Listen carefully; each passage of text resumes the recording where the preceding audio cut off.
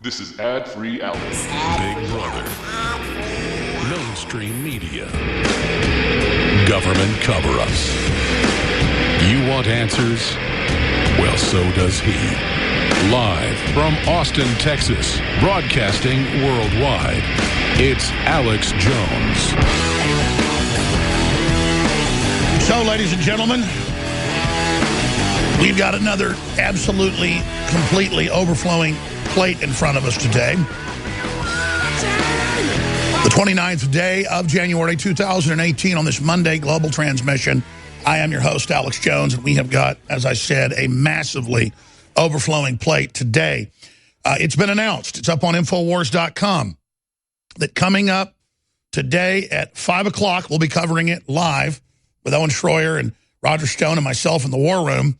House Intel Committee voting Monday, 5 p.m. to release the memo. So we're going to be breaking all of that down. And Trey Gowdy has come out and foreshadowed what's in it, exactly what we told you. We're going to play that clip coming up here in just a moment.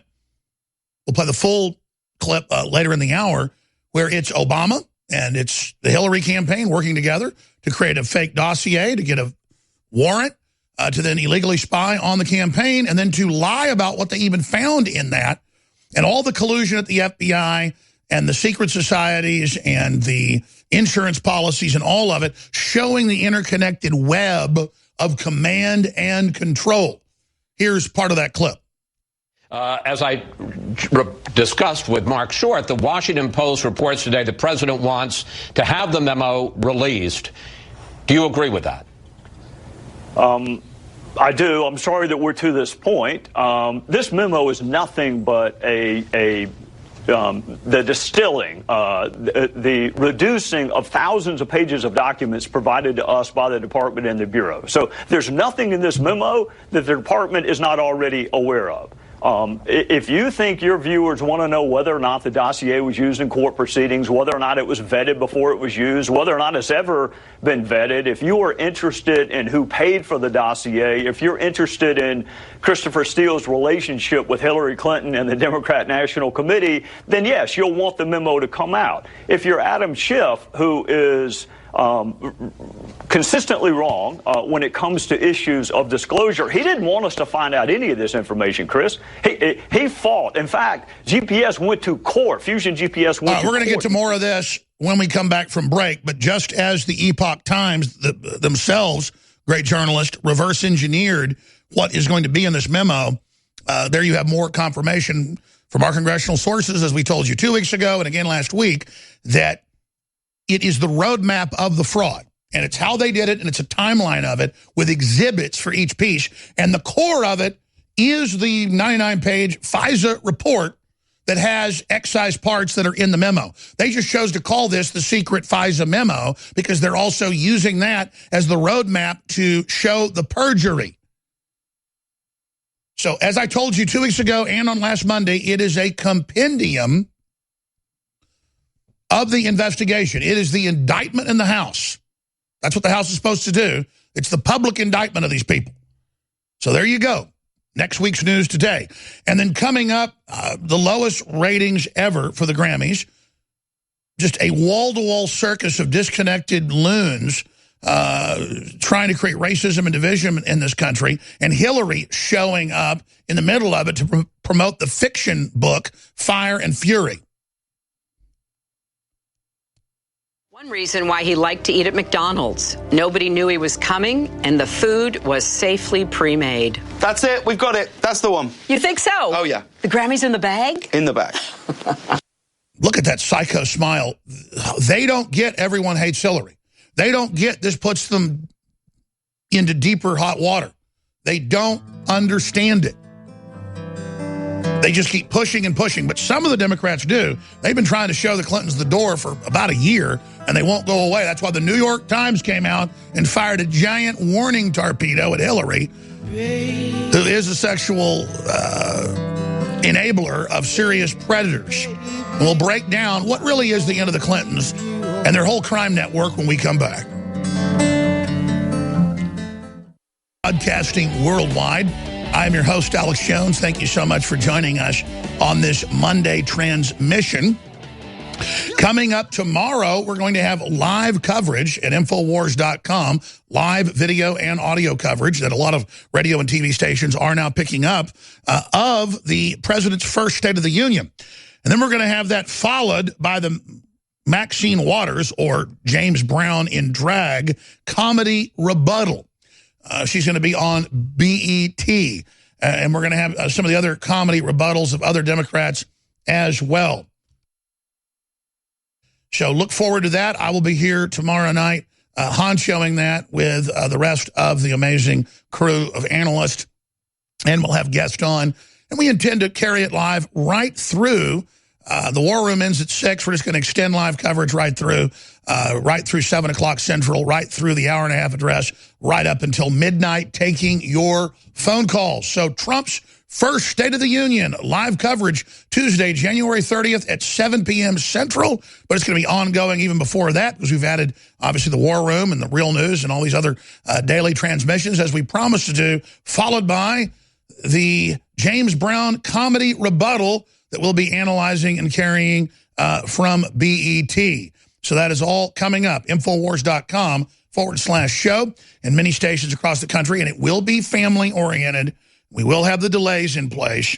Years ago, I would do some of these live coverages. They'd be internet only, and I'd let a few potty words through. But we've assured our stations and all of our affiliates, just like the main Infowars show that I do for 4 hours every day, that we will have the video and audio delays in place for all of our UHF, VHF, and cable stations that are picking up the transmission. We're becoming big boys now and behaving like we should, even though CNN doesn't have to and ABC doesn't have to. They all put cuss words, sex, men having sex, you name it, on television. But if we even show SJWs flipping people off, but beep the cussing, but show the flipping off, leftists file complaints. See, that's not how conservatives or libertarians or patriots are. So people ask, why don't you cuss like all the other liberal broadcasts do now? And it's true, on radio stations they're cussing now. I hear it locally in Austin. They're God. They can do whatever they want. Plus, I've got a large vernacular, and I've got a pretty good mental thesaurus and lexicon for my verbal palate, and so I really don't need to use those words. But sometimes, you need to call Bill Clinton a sack of you-know-what. And, sometimes you got to admit that places like Hades are you-know-what holes. We're not putting Haiti down. It's stating it's a crap hole. A lot of Haitian leaders said absolutely right. After we got robbed by the Clintons, everybody else, it became an even worse one. Now, speaking of that, they're going to be releasing, I believe they're going to vote. They have the votes. So I'm going to just say it here. They're going to vote to release the memo at 5 o'clock Eastern today, 4 o'clock Central. We're going to be covering it live. No longer extended coverage, because we have the War Room at 3 hours after. Owen Schroyer and others will be covering it live today, Infowars.com/show. The president says he wants it released. The president unilaterally could release it himself, but it's Congress's report. That's really what they're calling it, a memo, but it's a report. And so I think that they've got the votes, and I think it's going to happen. In fact, I'm going to say they're going to vote to release that memo today. They're not going to conference with the Justice Department. They're going to play games with Sessions, who they've definitely got something on. They are going to release it big and bold today at 4 o'clock Central, 5 o'clock Eastern. So whether you're a truck driver or somebody listening on an app or local radio station or whatever, you can always find the live video feeds at Infowars.com/show. Now, that said, Trey Gowdy has come out and told you exactly what I said 2 weeks ago and what I said on Monday. And the mainstream media said it was fake news. And some of the patriot media that's jealous said it was fake news. We have a ton of congressional sources, obviously. And most of those sources remain anonymous. And I don't just have Roger Stone that has dinner weekly with multiple members of Congress and people that are on these committees. We have other sources. And we know what's in the memo. It's a roadmap of thousands of pages of documents linked up with the FISA court 99-page memo that's about 10% redacted. The redacted parts is who ordered it, who did it, Obama. It's all in there. DNC's involved, you name it. And it's all tied in and then shows their perjury to Congress, not just the collusion, the political manipulation. And Trey Gowdy has come out and said just that. We'll be breaking that down in the next segment. But first, let's get to how the establishment is in a civil war, not just between patriots, not just between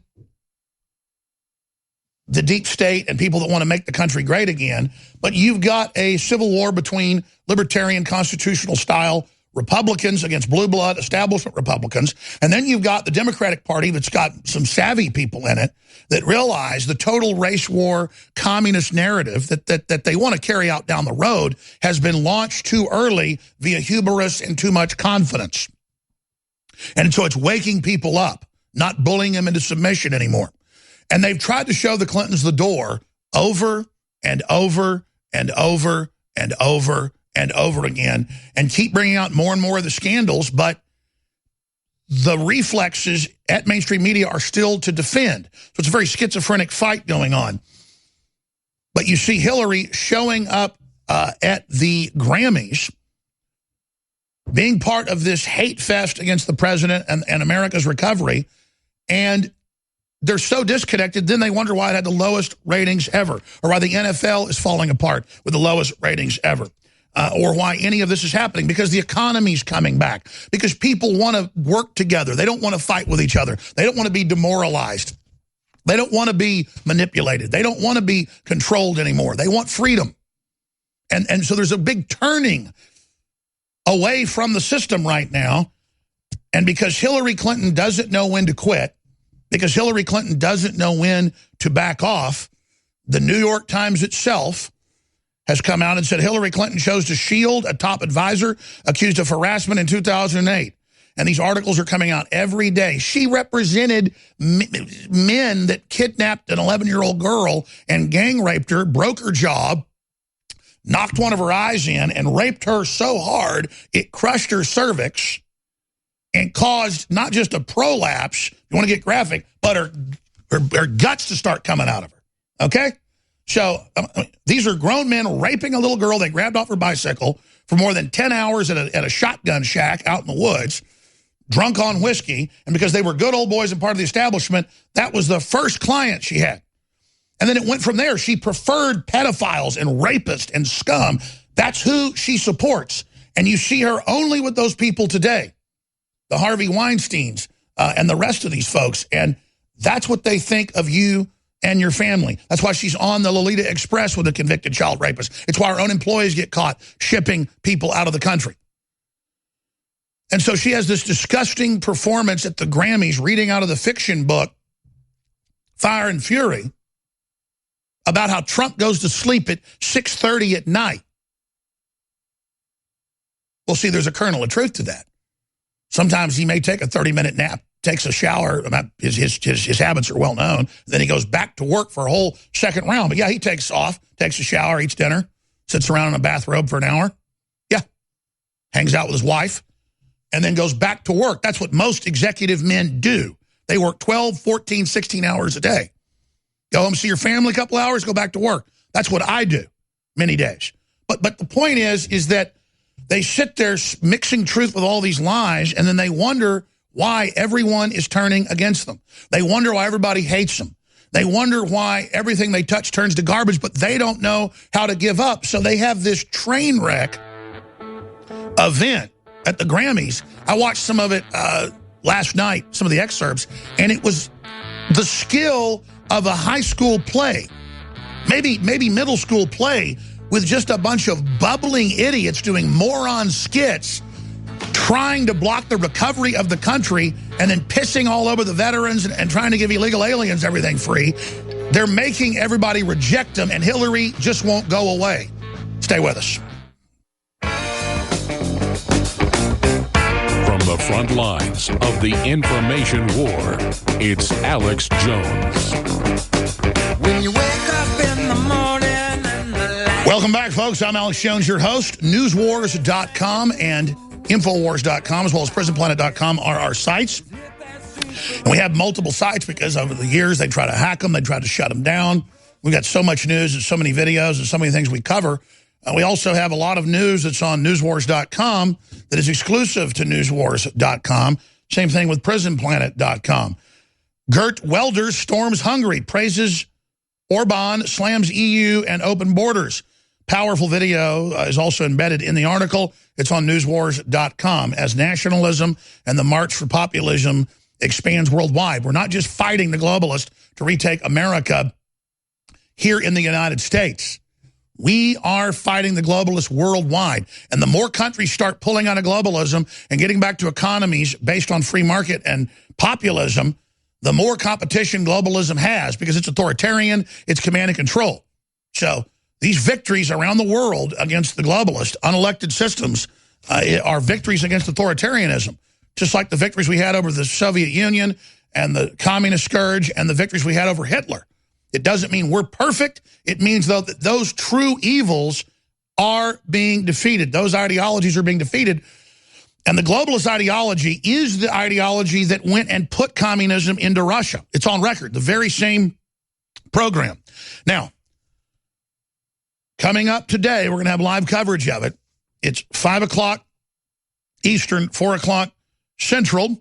House Intel Committee voting today. As I told you last week, we broke that I was told by members of Congress last Monday to look for next Monday's vote. That was then codified over the Friday, and now they're going to have the vote today. And I only make that point because people say, oh, Jones, you're making this stuff up. You don't have these sources. Yeah, I do have these sources. And again, they're like, we're not 100% sure, but it looks like next Monday. And I said they're not 100% sure, but it looks like next Monday. And then 5 days later on Friday, they said it'll be Monday. We don't know what time. And now today they said 5 o'clock. So again, House Intel Committee voting Monday, 5 p.m. to release the memo. After the legislative branch votes to release the memo, it would immediately be given to President Trump's executive branch for his review and approval of public release. And so the word is, look for it to be released by Tuesday, Wednesday is the word, because Congress is its own system. The president's own DOJ is bucking him, saying don't release it. But the president's the president, and he can declassify anything he wants. And the bureaucracy acts like it's the president. Oh, no, you can't do that. All this is a roadmap of criminality. And that's why it's about to come out. They're calling it the big ugly. And just as I said last week from our sources, Alex, yes, some of what you've got in that memo, and it's good you're covering that memo, is in this. Yes, that's why we're calling it the secret FISA memo. There are secret sections. It's the roadmap of the perjury. And it's going to tie into everything and how the Democratic Party and Hillary was working with Obama and the Justice Department and the FBI and then the media to leak false leaks and how that was illegal. And it's a roadmap of the year and a half of this garbage going on. That's what I said last week from our sources. Here is Trey Gowdy last night on Mr. Wallace's program on Fox News. As I discussed with Mark Short, the Washington Post reports today the president wants to have the memo released. Do you agree with that? I do. I'm sorry that we're to this point. This memo is nothing but the distilling, the reducing of thousands of pages of documents provided to us by the department and the Bureau. So there's nothing in this memo that the department is not already aware of.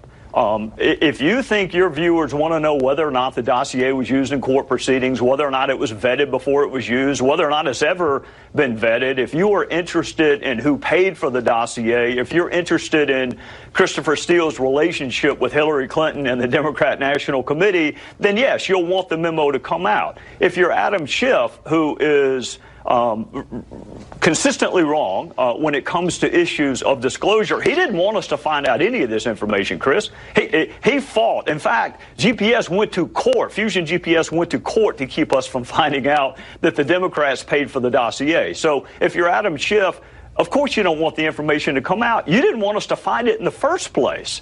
This memo answers what I think are really legitimate questions, and I do think the FBI should look at. And also, the Justice Department paid at least $2 million. That's confirmed, but you read media reports, fake news, and they go, oh, and there was no money paid, because that right there is super illegal. especially because it was going to their own family members. So that's right. Justice Department and FBI agents had money going to their wives and husbands that worked at Fusion GPS, who were just hired on to create the dossier, obviously, with the information that they wanted in the dossier, the made-up garbage being conduited over from the Justice Department and FBI to be added on to the compendium of opposition research that had been started by the Bushes and the globalists going back 2 years before that. So you really get a bird's eye view into how this whole thing works behind the scenes. Let's go back to Mr. Gowdy.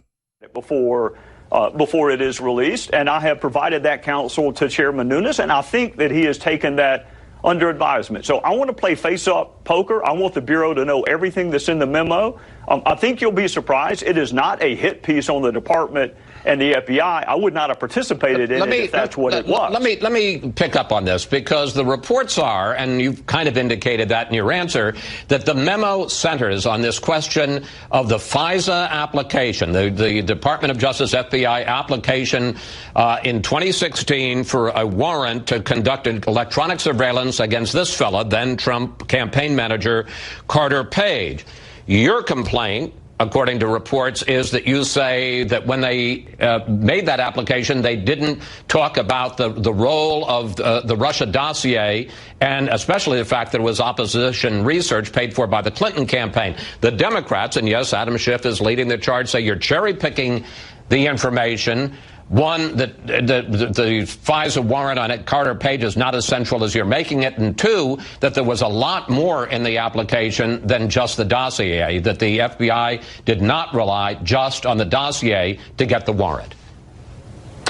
Well, I can't even confirm for you that there is a FISA warrant, and I can't confirm for you who it's on because that is classified, and I'm not going to disseminate classified information. I'll just ask you again, are you interested in whether or not the world's premier law enforcement agency relied on a work product produced, paid for by the Democrat National Committee?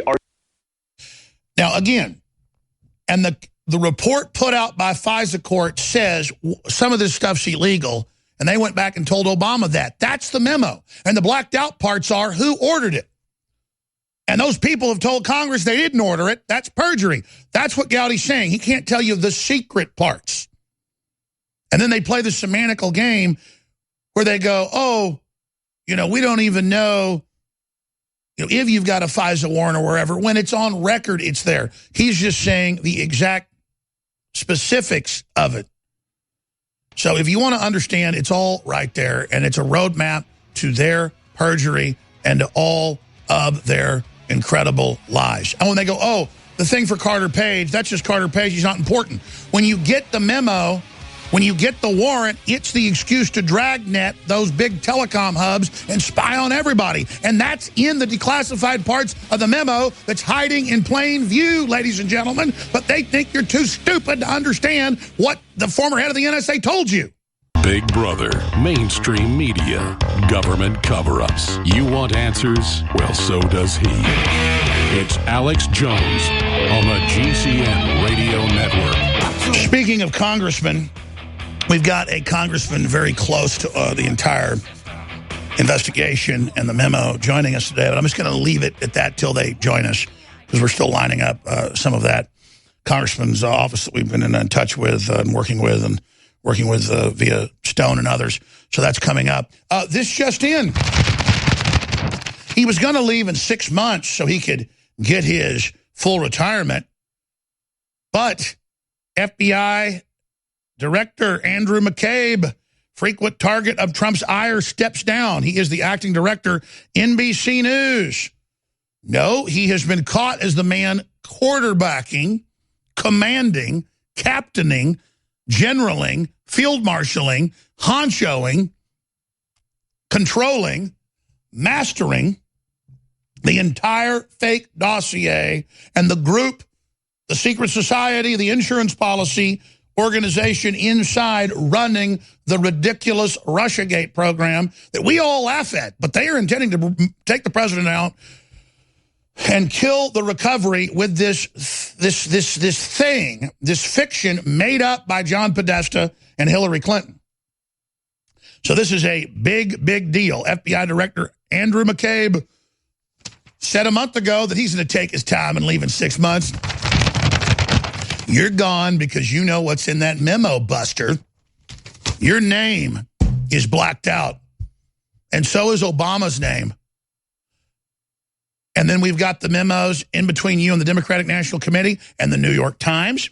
I mean, that's even in what's been released. I mean, here's the whole map of it. If you're watching on TV, this is all coming up in just a moment. By the way, I am so excited that I don't even really want to say this on air because everybody knows I don't hype stuff unless it's really hype-worthy.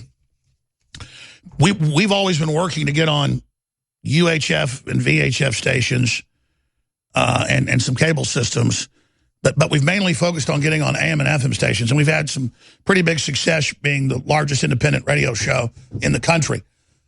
But I don't know what's going on, but I guess our time has come.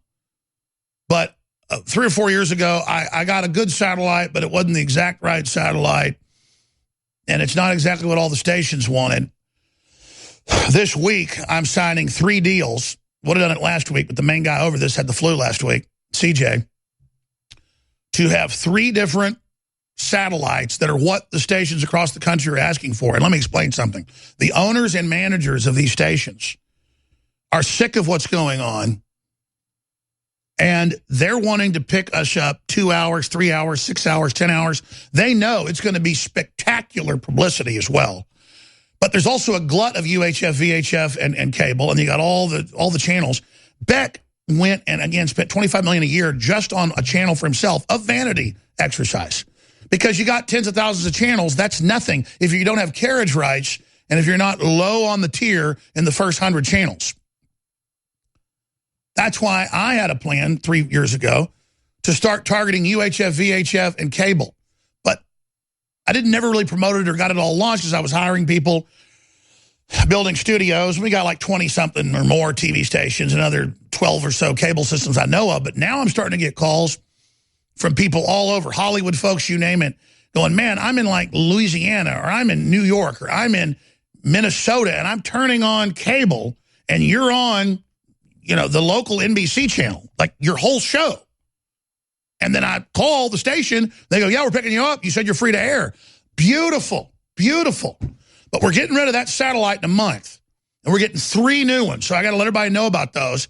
And that's what we're doing here, just to report to you. Now, that's why they're coming after us. And I'm not able to tell you about some of the behind-the-scenes stuff yet. I'm looking forward to it. But we've had some big victories against the globalists and caught them in some really serious things. And, I mean, you don't just think Hillary and Soros and all these people attack me every day in the news and they have congressional hearings saying, shut me down. You don't think they're not trying stuff behind the scenes, right? The good news is there's not just good in the world. There's not just evil in the world. There's not just people that are apathetic in the world. There's God in the world. And there's providence in the world. And because there are good people that resonate with God's overall vision and plan, we've got providence. So it's not just good. There's not just bad. There's not just apathetic. There's not just the ugly. There's not just the strong. There's not just the weak. There's God. And we forget that on this planet in deep space. There is a power that built us, that obviously created us. Anyone who's tuned into reality knows it. Anyone who studied history knows it. All these genetic engineers and scientists that were atheists, the more they study the universe, they go, okay, there is a God. And there's some giant dimensional warp gate holding everything together that's thousands of times stronger than this dimension. And there you go. So amazing things are happening. And the globalists are really pissed off because they know that a lot of station managers and station owners and people that own cable systems, TV stations, and radio stations are just going, you know what? Alex Jones is right. He's been under attack all these years. And if they can shut him down, they can shut us all down. And people are just saying, we're tired of being intimidated. We're tired of being bullied. We're going to put Alex Jones, David Knight, Owen Schroyer, Paul Joseph Watson, you name it, on the air. And it's happening. And if you want the scholarly focus, low-key, very listenable, you got David Knight. You want Alex Jones, fire-breathing creature? You got this. You want Owen Schroyer with the funny stuff he does and the smarts and all the great guests? We're here. And we're going to add more shows and more broadcasts, and we're going to go on to the end, whatever the cost may be. quoting Winston Churchill, they stormed a restaurant named after him in London, and the leftists demanded that it be the name be changed and all this other stuff, and that they capitulate. And again, that's what it's all about, the endless bullying. And it's time to stop giving in to the bullying of these people. So that's coming up. Now, that said, we need to fund our operation. You hear sponsors for the local stations. You hear them for the radio network, GCN. I'm still on GCN because it's good to have a backup, and I'm a loyal guy. But, you know, I run my own network, my own operation here. But they fund themselves. I fund myself. We sell products directly to you that they ridicule, they attack, that they try to defeat, they try to test, and it blows up in their face. And when you purchase books, T-shirts, videos, you name it, it makes it all possible. But you're going to forget. We're starting to see the orders rolling in. People saying they're listening and watching on TV stations. I mean, it's just, it's without us even pushing it, it's just exploding. So praise God, the cavalry's coming over the ridge here. And so for all the censorship online and the stuff they've done trying to destroy us, they're not suppressing the signal thanks to you out there. I want to thank God. I want to thank my family. I want to thank this crew. I want to thank the audience. I am so humbled by you. You know, I found out that they've got big publications going around trying to find people to lie and say that I don't believe what I say and that I don't like my audience. What? Again, don't believe what I say. We're building what we've talked about. We're turning it around. We're doing it. That's the proof of believing something. I'm 110% committed to this, and you know it. And when you fund us, they can't stop us. Infowarsstore.com.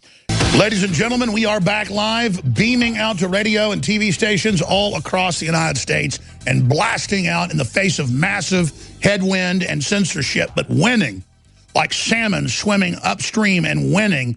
We are breaking through the electronic Berlin Wall of Google, Facebook, Twitter, you name it, as the president moves to break up those monopolies in year 2.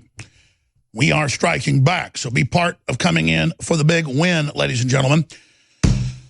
We have a very clear picture now of Andrew McCabe, deputy director, acting director after Comey was fired, who played the part of a friend of the president, of someone that cared about him, that thought the Russiagate was totally fake, that everything was going to be fine.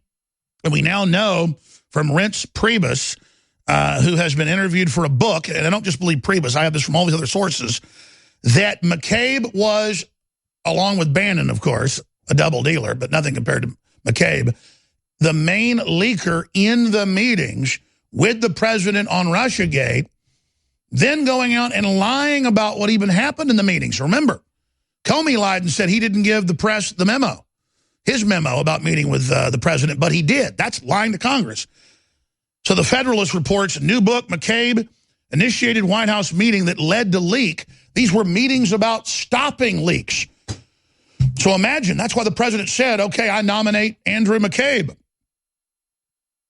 Because he knows I'm a good guy. He knows this is all bull. He tells me he's aware there's a cabal inside the Justice Department and FBI. That's all in the new book. And there's McCabe, sir, there is, you're right, we're going to stop them. And this is the best part. McCabe ran it. Can you imagine? That's like Hitler cuts his mustache off, you know, dyes his hair blonde or something, and he's like in there with, I guess, General Eisenhower going, sir, we're going to help you defeat the Nazis inside the command base there in London. And Churchill comes in on his cane. Really? He's like, yes. What's your name? My name's Bob Jones. Sure have a German accent. Oh, no, you're being paranoid. You kind of look like Hitler. Oh, that's even crazier. Imagine. That's like Lex Luthor inside Superman's base telling him he's Lois Lane. I mean, you've got McCabe, who in the memos, in the documents, in the text messages, is running the whole operation for Comey under him. Of course he is. He's a protege of Mueller and Comey and a minion of the Clintons. And his wife got $500,000 directly just from Hillary. Boom. Didn't even spend it on her campaign, reportedly. Just kept it. That's the whole another subject for criminal investigation. So, after he got caught, Comey admitted to leaking because he wanted to be the one that came out on because he'd already lied. That way it was like he was setting the record straight. That's why they say truth's stranger than fiction right now. Because, I'm going to say this again, Priebus has now come out. He's being interviewed for a book Well, we can read through it here for you in a moment. Howard Kurtz's new book on just the press in general. And it confirms what we already knew. Imagine how mad Trump must be. He's in meetings almost every couple days with the head of the FBI, McCabe. And the guy is there lying to him to his face while he runs it. And I already said that 3 times. I'm saying it again. McCabe ran the criminal conspiracy, and it is criminal. We've got the memos. We got the documents. It's totally illegal. To defraud the voters of America in our election, major civil rights violation. You've got all the fraudulent documents they were paying for, wiring money to pay for it. That's wire fraud. Lying to Congress, lying to the president, lying under oath. Mueller, Comey, McCabe, all of them. And again, they go, oh, you're besmirching the FBI. Look, the FBI has had its issues, okay? But obviously your local rank and file traditionally, and I've known some of them are out doing real jobs and working hard. But this is what's destroying the FBI. These people are a criminal group that got control. It happens in companies. It happens in corporations. It happens in families. It happens. And bad people have gotten control. They were so arrogant. They thought she'd win. Once Trump won, they'd already committed so many crimes. They were cornered rats. They were committed. They couldn't do anything anymore but try desperately with Hollywood and with the media to just bring this president down. But now, ladies and gentlemen, we are a year and 7-8 days into the recovery because the globalists, again, had us held underwater. Trump just pulled him off of us. We're like, man, this is magic. And you're like, listen, I just got him off you. Come on, more are coming. We got to fight. That's where we're at right now. Trump and the American people waking up, we just got the bully off of us. But we're bloody. We're kind of stumbling around, but so's the bully. It's time to attack, ladies and gentlemen, or they could win still. And that's why they're fighting so hard, man. They're putting their full power in. And the average conservative or libertarian's kind of like, oh, we beat them. They're a bunch of idiots. Look at the NFL. Look at the Grammys. Look at the Oscars. What a bunch of morons. Those are just the camp followers and the PR people. Behind it are very serious people like Phil Mudd, who to signal strength to the flagging criminal networks and stay-behind networks goes on TV the same week as the former CIA director and the former director of national intelligence. And they say the president will be gone in 2 months. Extrajudicially, we're not talking impeachment. And then Wolf Blitzer says, you mean not impeachment? Not, well, how? And they go, you'll see. And Blitzer gets scared. And then 2 days later, Mudd goes on TV and says, we're going to kill him. That was the telegraph to their criminal network that was scared already being counter-surveilled, already being caught, we now know 6 months ago. And they're like, in the text messages, this isn't going to work, Strzok's telling his superiors. We got to stop. There's nothing here. They're on to us. Keep going. Full power, ramming speed. That's what happened. Think about the magnitude of that. Because these texts are coming out, and a bunch more are coming out this week. They're going to vote to release it today. Then it goes to the president. Couple days, he's going to release it. And this is the time, just like they had the former deputy National Security Agency, you know, Michael Hastings' wife. She only shows up at special times. She showed up last week and said, if you release this memo, you're going to cause a massacre. And then suddenly other shows said, a massacre, a massacre, a massacre. And they go, what do you mean? Oh, Congress might get blown up. So now they're from saying, we're strong, we'll kill the president on TV as a signal. Well, gosh, golly, they're on TV saying they're going to kill him. Phil Mudd, our boss, says they're going to kill him. Mueller's main guy. That's Mueller. Mueller just signaled we're going to kill the president. So we're okay. And they're all in their meetings. Are you sure? They're going to kill him. We're going to get flushed when we do this. This is crazy. I don't want to be part of this. And they ran to Congress. And I can tell you that. Because it's not just informants, it's FBI agents who were involved in it. Because they're not stupid. They know even if they overthrew Trump and could arrest all of us and brought in martial law, they're going to kill, the globalists are going to kill every single traitor like Ernst Röhm who helped take over. Night of the Long Knives. There it is, MSNBC analyst claims conspiracies about FBI text messages could lead to violence. There's going to be consequences. You want to say there's going to be a massacre. Well, you know, Saudi Arabia told Trump, if you don't back off, you're going to have terror attacks. And Trump didn't back off, and they pulled off Vegas. And then about 5,000 people got hung up by their feet a couple weeks later. So Trump went and showed up in their face and said, we're going to basically bring you down just like that. Roll over. And they rolled over. These people are all arrested. That's what's really going on right now, ladies and gentlemen. We are kicking their big, fat, globalist, wart-covered butts up and down the street. I don't know how all this is going to end, but I told you, globalists, you want to fight? You better believe you got one. That's the whole thing about this. Don't you get it? I don't want your fame. I don't want your stupid power. I want to see pedophile scum like you pay. I want to see you globalist scumbags that want to destroy the West and hate bitter clingers and hate Christians, no matter what color they are, and foam at the mouth wanting to abort any black babies you can get your hands on. I want you devil-worshiping jokes to know, in this universe, in this world, there's what you call a two-way street, Jack. And what comes around goes around, and so this is your karmic enforcement. You hate us because you hate yourself. You're sacks of garbage, and you're going down. And all I can say to the listeners is this. The articles, the videos, the material, Infowars.com, newswars.com, those articles, those videos, those links. It is so critical now, more than ever, in the face of the bullying and the intimidation and the bots and all of it, to jam these articles down people's throats and to jam these videos out there and to jam these video feeds out and say this is the #1 show under attack for a reason, because this guy knows who the enemy is and he's there doing the opposite of demoralizing people. I'm here firing everybody up to know the second American Revolution's on. We're starting to win, but we need your help. So get in here right now in the info war and let's make sure we get this thing done. We'll be back with hour number 2. Stay with us. Answer to 1984 is 1776. You're listening to the Alex. People ask why I get so excited. Well, let me tell you. I get excited because I love living in the real world. And every day is a fight. And every day is a battle. And every day is a feast. Victory. Even when I lose, I take action. So we have a very special congressman joining us coming up in the 3rd hour. I'm just going to leave it at that, ahead of the vote coming up today. And then we have some other special news that's going to be joining us coming up. So look for some surprises here today in the transmission. But what I'd like to do in this hour is get your take on where are the globalists going to go next. You just saw that a new book's coming out with interviews with people inside the White House.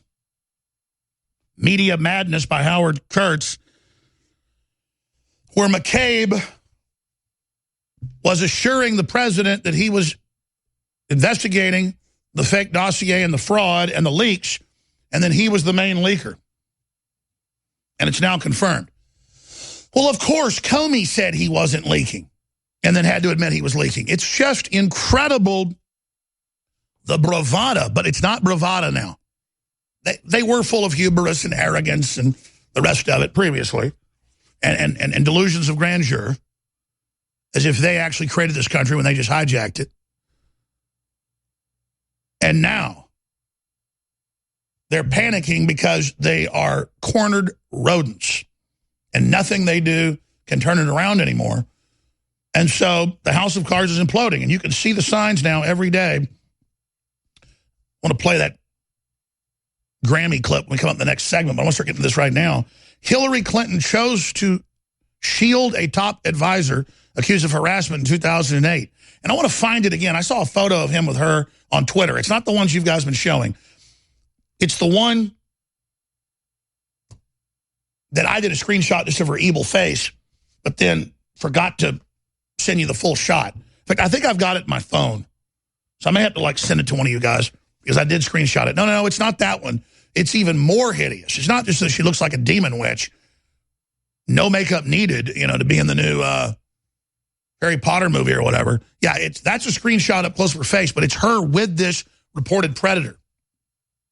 And then it's coming out a bunch of other reported predators, including people that were touching on kids that she's been protecting them. Well, I mean, she flies around on the Lolita Express with a convicted pedophile, and her husband has settled all these cases. And she hangs out with Weinstein on the same airplane, and Kevin Spacey on the same airplane. And then you've got all the spirit cooking, and John Podesta and his brother. They divert off into Pizzagate all day.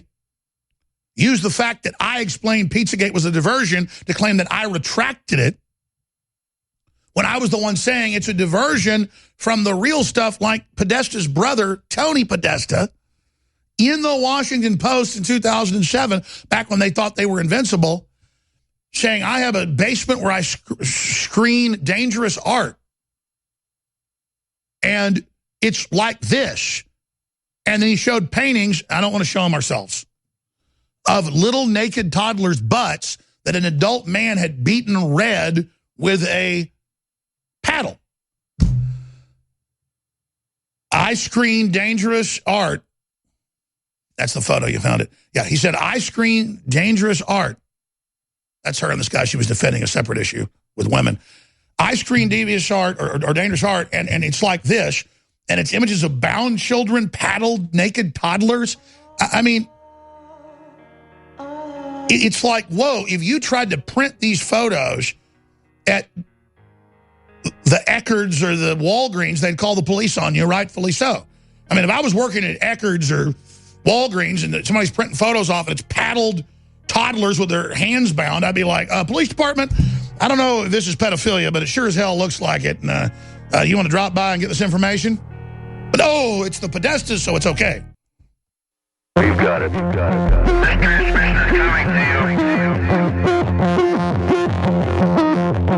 Waging war on corruption. All right, you want to go? It's Alex Jones, coming to you live from the front lines of the Infowar. Well, I told you 2 weeks ago, and I told you again last week, and I'm not bragging. We have to tell you when we've been right, when people try to spin it and say we've been lying. Now, I never lie, but I do get things wrong sometimes. And all the time I correct myself. It's usually some date or some name I get wrong because I go teleprompter free. But, I mean, I'm talking to members of Congress. I'm talking to their aides. I'm talking to media people high up in Fox News and high up in other channels I'm not going to name because it'd be too specific if I did. I'll just stop right there. And they obviously want to know what's in that memo. And I was told, yes, Alex, yes. This was one of the other conversations. I'd had others weeks before, but I had conversations last week on Monday when we released, because it was already public but had gotten no attention, the redacted, declassified version of the 99-page report by the FISA court about criminal activities they were asked to engage in that they rebutted 3 times in the document. And they say this is illegal. But what's blacked out is the names of who did it, what they told them to do, what their arguments were. That is the roadmap for all the other documents they've got. And I was told, we're just calling it the secret FISA memo because it's all about FISA and how illegal, made-up information was used to obtain this, Alex. And then it goes into how the Justice Department with the FBI, through Obama, linked up on the other side with the Democratic Party and Hillary. And then below that, how the mainstream media went along with it. And Epoch Times reverse engineered this as well a week ago. Here's that graphic I've been showing so much. Over on the left, you got Hillary and the Democratic Party and their operatives. Then you've got the Justice Department and the FBI and Comey. And you've got Obama and all the rest of them over here putting the orders on through Loretta Lynch and others to end up spying on Flynn and everybody else. And then you got that flowing downwards. You got the media then all involved in regurgitating it and making it all look legitimate. And so that's what I was told. Yes, Alex. No, it's not fake news. Jack Posobiec also talked to a congressman. They said, no, that is part of it. That memo, the excise parts, is the core of it. But it's the core because it shows that the court thought it was illegal 3 times and rebutted it until finally it came down from the president, you're going to do this. Yes, sir, Mr. President. That's why they say this is going to embarrass the president so much. So we've told you what's in the memo. The media plays games, and, you know, Jones claims, I mean, just 2 weeks ago, they were saying there isn't a memo or that Nunes had invented his smoking gun. That's what they do. They first say it doesn't exist.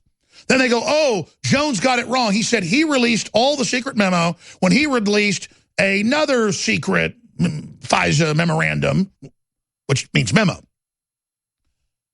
When William Benny said, hey, I got a call. This has been out. No one's giving it any attention. And I said, who gave me the call? This is off air. And he said, Alex, you know, like I obviously started laughing. He goes, yeah, no, people want us to talk about this today. And he's the former director of operations for the NSA. You know, the guy that actually runs it. Then you've got a political head, but number 2 at the NSA, famous guy, top analyst, you name it. And he's saying, no, this is what they're talking about. The fact that the director of national intelligence released this shows that Trump wants this out. It's a very positive sign that Trump is against this. Oh, what does the former head of operations of the NSA know? Well, I don't normally play a clip twice, but I want to play at least the intro. I played the whole thing earlier of Trey Gowdy with Mr. Wallace last night on Fox News, where he says exactly what I just said. The media spun it that I said I released all of it. No, I said I released the redacted version of the secret memo that they're using as a roadmap for the proof of perjury and the collusion, not by the Russians, but by the Democratic Party and the deep state to try to stop the president. So let's go ahead and go to the intro of Gowdy. As I discussed with Mark Short, the Washington Post reports today the president wants to have the memo released. Do you agree with that? I do. I'm sorry that we're to this point. This memo is nothing but the distilling, the reducing of thousands of pages of documents provided to us by the department and the Bureau. So I said that word for word last Monday. Have some of the crew find that, because I talked about it earlier in the show in the first hour, and then they're like, hey, go ahead and cover this. And then I was told, no, this is the memo, just not the redacted part. So I went with that, pointing that out. But I said word for word, this is a boil down. This is a roadmap of thousands of pages of documents. But the declassified portion of the memo is the code key to prove how it all ties together, and the chain of them testifying to the court under oath and then perjuring themselves to Congress. So they lied to the FISA court or they lied to Congress. This is what I was told by a congressman, not by Trey Gowdy. But I personally was told this 2 weeks ago and again a week ago from our congressional sources. And again, I'm told the truth. Doesn't mean I absolutely navigated the way to describe this perfectly. Gowdy, back this up again, is trying to explain this to people. It's complex. And notice it's word for word what I said, not because I talked to Gowdy, not because there's talking points, but because that's what we're trying to describe is a big, giant, complex process, and the establishment is hiding behind it. But let's put our article up from last week so people can see it. Go read the document for yourselves. But I got to tell you, it's a victory for mainstream media that they could just say, I put a hoax out last week, and even have conservatives jump on board. Exclusive, Infowars releases secret FISA memo. Here's the reported memo leaked to Infowars. And then we go on to explain the facts there and all the rest of it. They're excised parts. But it says, top secret, it was the secret memo. And we were the first to give it big attention. Weeks before, some of the guys, Michael Zimmerman had covered it on the show when he hosted War Room. But that's an example of, I wasn't watching then, just like the former head of the NSA technical says, no, this has gotten no attention. People want this to have attention. Remember, he's advising the president now. So that's what's going on here at the highest levels. So you just heard word for word what I said out of Trey Gowdy's mouth, because that's what this is. And they're voting today to release it. I believe they'll vote to release it. It's got to go before the president and the executive branch, and then because they're going to give deference to them on national security issues. Congress should just release this if they wanted to. But they're going to send it to the president, and the word is he's going to release it. Let's go ahead and go to the rest of it. As I discussed with Mark Short, the Washington Post reports today the president wants to have the memo released. Do you agree with that? I do. I'm sorry that we're to this point.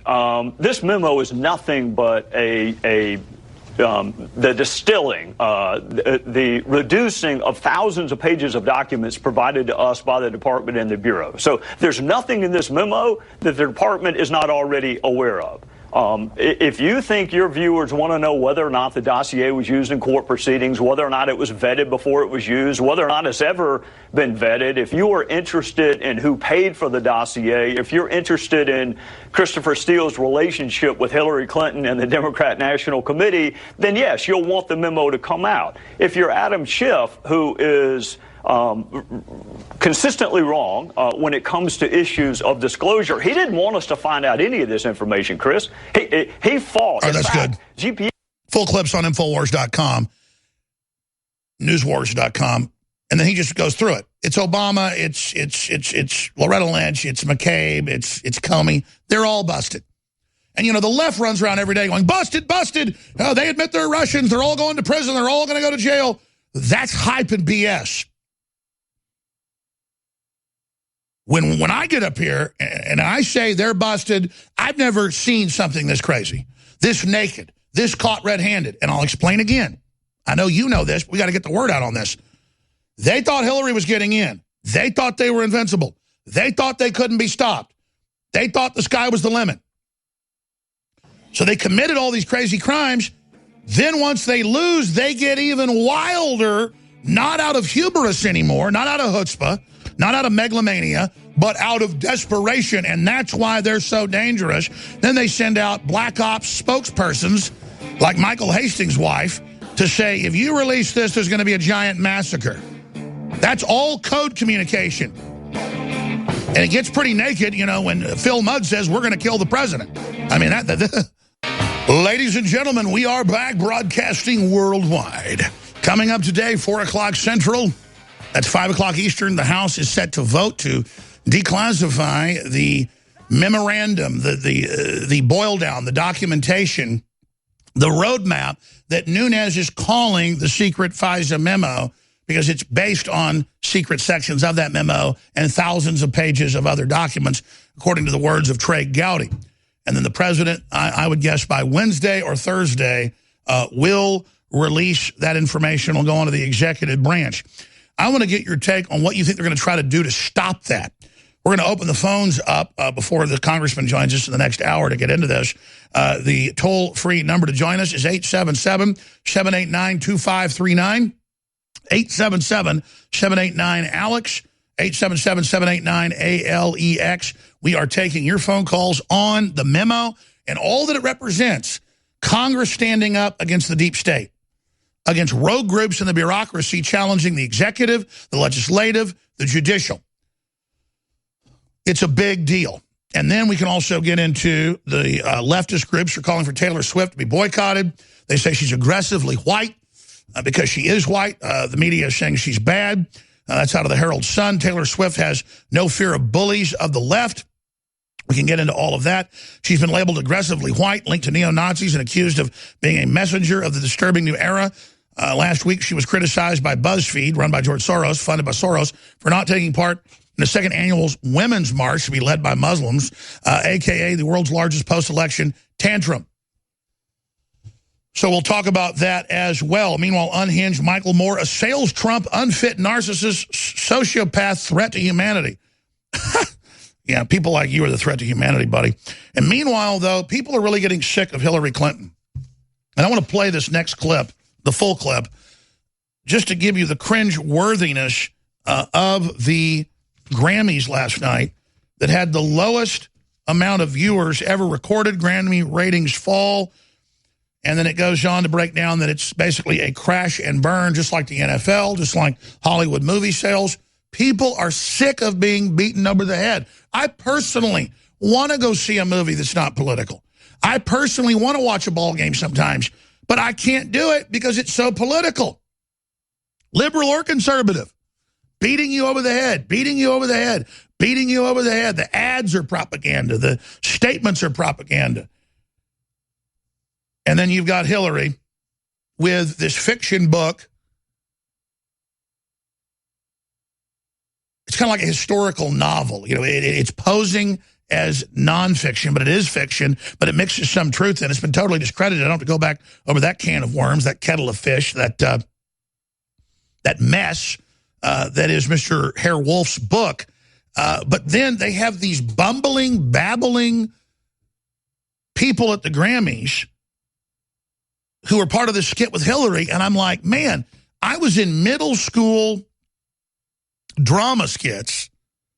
I took drama once, I think in 7th grade, and then once because one of my friends was in, I think, like when I was a sophomore. And I remember being part of those deals. I mean, we were better actors then than this is. And of course, the left will say, oh, shut up, Jones. What do you know about acting? Well, I don't act here on this broadcast, but I have been in some big movies and major roles and done a lot of big voiceovers for cartoons and video games in a previous incarnation. I quit doing it 10 years ago. I decided that it's a distraction from battling the globalists, even though I was making more money on voiceovers than I even make here. In fact, that's the argument, is I should go do a bunch of voiceovers and stuff to fund the Infowars.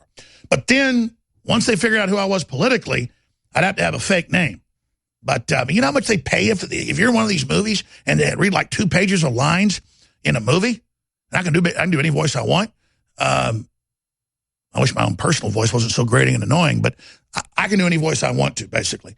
And that's a whole other area. But point is, I know really bad, untalented people when I see it. They may be okay lip syncers or, you know, for me, I don't even know who these people are. I don't pay attention. I just know it's so cringeworthy. How could anyone watch any of this? And then I watched more clips of it, and it was just people worshiping Hillary and hating Trump all night and trying to block the recovery of our country. So we're going to cover this, come back, go right to your phone calls on the big issues. But Hillary Clinton, Cardi B, and more audition for Fire and Fury. And then Hillary reads out of this book. Here it is. Fire and Fury, spoken word auditions, take 1. Trump won't read anything. He gets up halfway through meetings with world leaders because he is bored. Hit pause. Cut! Said he interviewed everybody in the administration, didn't interview one cabinet member. Says the president won't read anything. I've had long conversations with the president.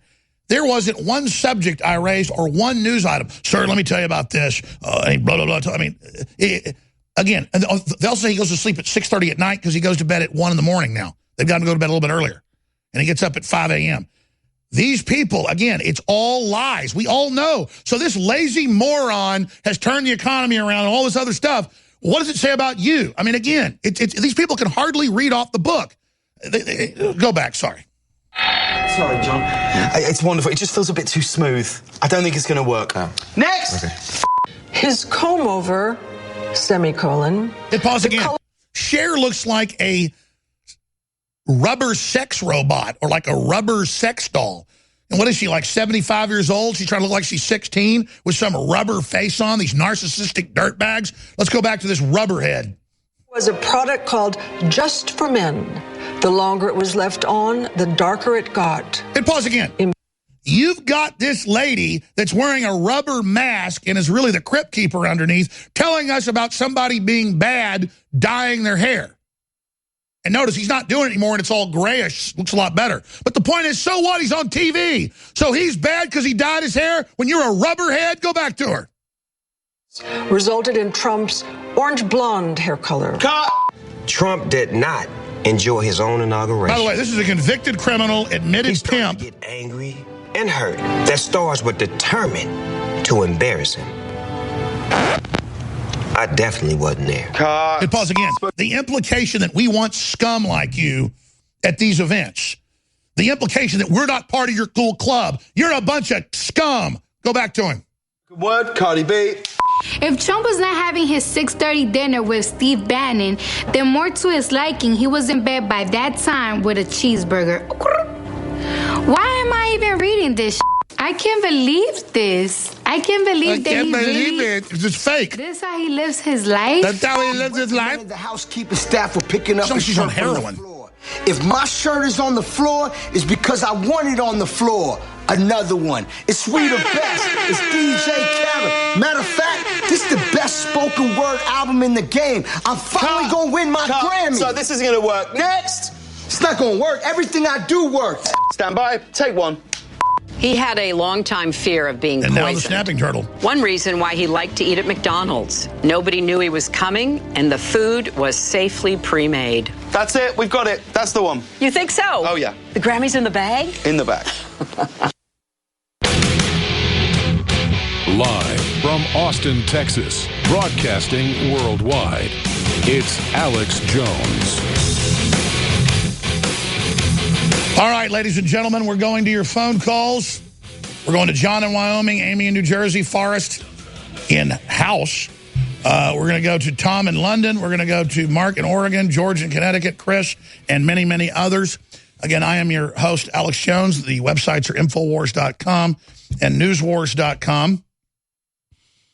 Hillary Clinton does not know when to go away. She is back there at the Grammys, tanking their ratings. Hollywood doesn't understand that people are sick of this, or they just don't care because their job is controlling and dominating people. When they politically control us, they get trillions and trillions of dollars. Even though there's hundreds of billions of dollars a year in entertainment, that is still secondary to its overall mission of suppressing and controlling the people. The White House is set to have a press briefing on why McCabe stepped down. We're going to carry some of that. I want to carry the opening statement. Not so much even the questions, but we know why. It's now come out, reported it last hour, that he was the main leaker in meetings with the president that were on leaks. And again, they were using the fact that it was secret to act like bad things were happening and putting out fake leaks. And all of this is coming home to roost. Let's go to your phone calls now, ladies and gentlemen. We're awaiting just at least the opening statement at the press conference about the FBI acting director, who we now know ran the fake Russiagate dossier, lied to the president, said he didn't, was such a good liar. The president had him in meetings about the leakers when he was there with Darth Sidious. It's almost like Yoda and Mace Windu, to use a cheesy Star Wars analogy. And they're like, we're blinded by the powers of the Sith Lord. Where is he? And the head senator saying, I don't know, but find him immediately. They're like right there with him. It's just insane. Our caller in London hung up. I wanted to go to the caller in London first. Caller in London, if you get back in, we'll go right back to you. That's a bummer. John in Wyoming, you're on the air. Thanks for holding. Welcome. Alex, it's a beautiful day in the neighborhood. And I was watching Fox about 45 minutes ago, and I saw them announce that Andrew McCabe is going to be stepping down. I think what we're going to see here is like a snowball rolling downhill. We're going to see more and more of these Obama holdovers being exposed to the American public so they can see just how sleazy that Hillary and Obama really are, that they will stop at nothing to try to destroy President Trump.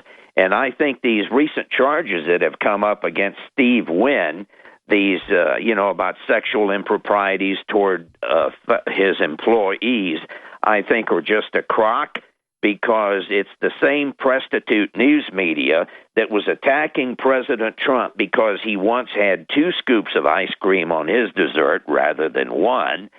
Who the hell needs the prostitute media to tell us how much ice cream we can eat?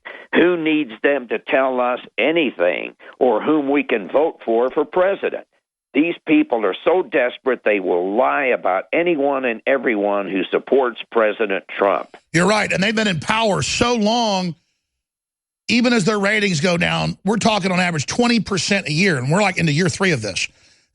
Right. It's devastating everything. Hollywood's down 20% this year, NFL over 20%, Grammys over 20%. They are self-immolating themselves, and they just can't stop. And of course, I did check. It's true about the 2 scoops of ice cream, but it wasn't like other people don't get more. He just likes a big dessert. His drug is food. Trump likes food. It's admitted. He doesn't drink. He doesn't do other stuff. But the point is that they then, Fire and Fury says he goes to sleep at 6:30 at night. That's a complete and total lie. I mean, so they've tried to say he works too much. Now they're saying the other thing. Here's my concern, John. I'm worried that because before they were hubris-filled, as I've said, and thought Hillary would win, so they committed these crimes. Now they committed more crimes because they're desperate to cover it up. Now, what are they going to do in the next few weeks as their whole house of cards comes down? Well, one of the things that I'm worried about is that since they still have so many holdovers in the Justice Department and in the FBI and all of these corrupt agencies, that they're going to maybe try to put an assassination on our president.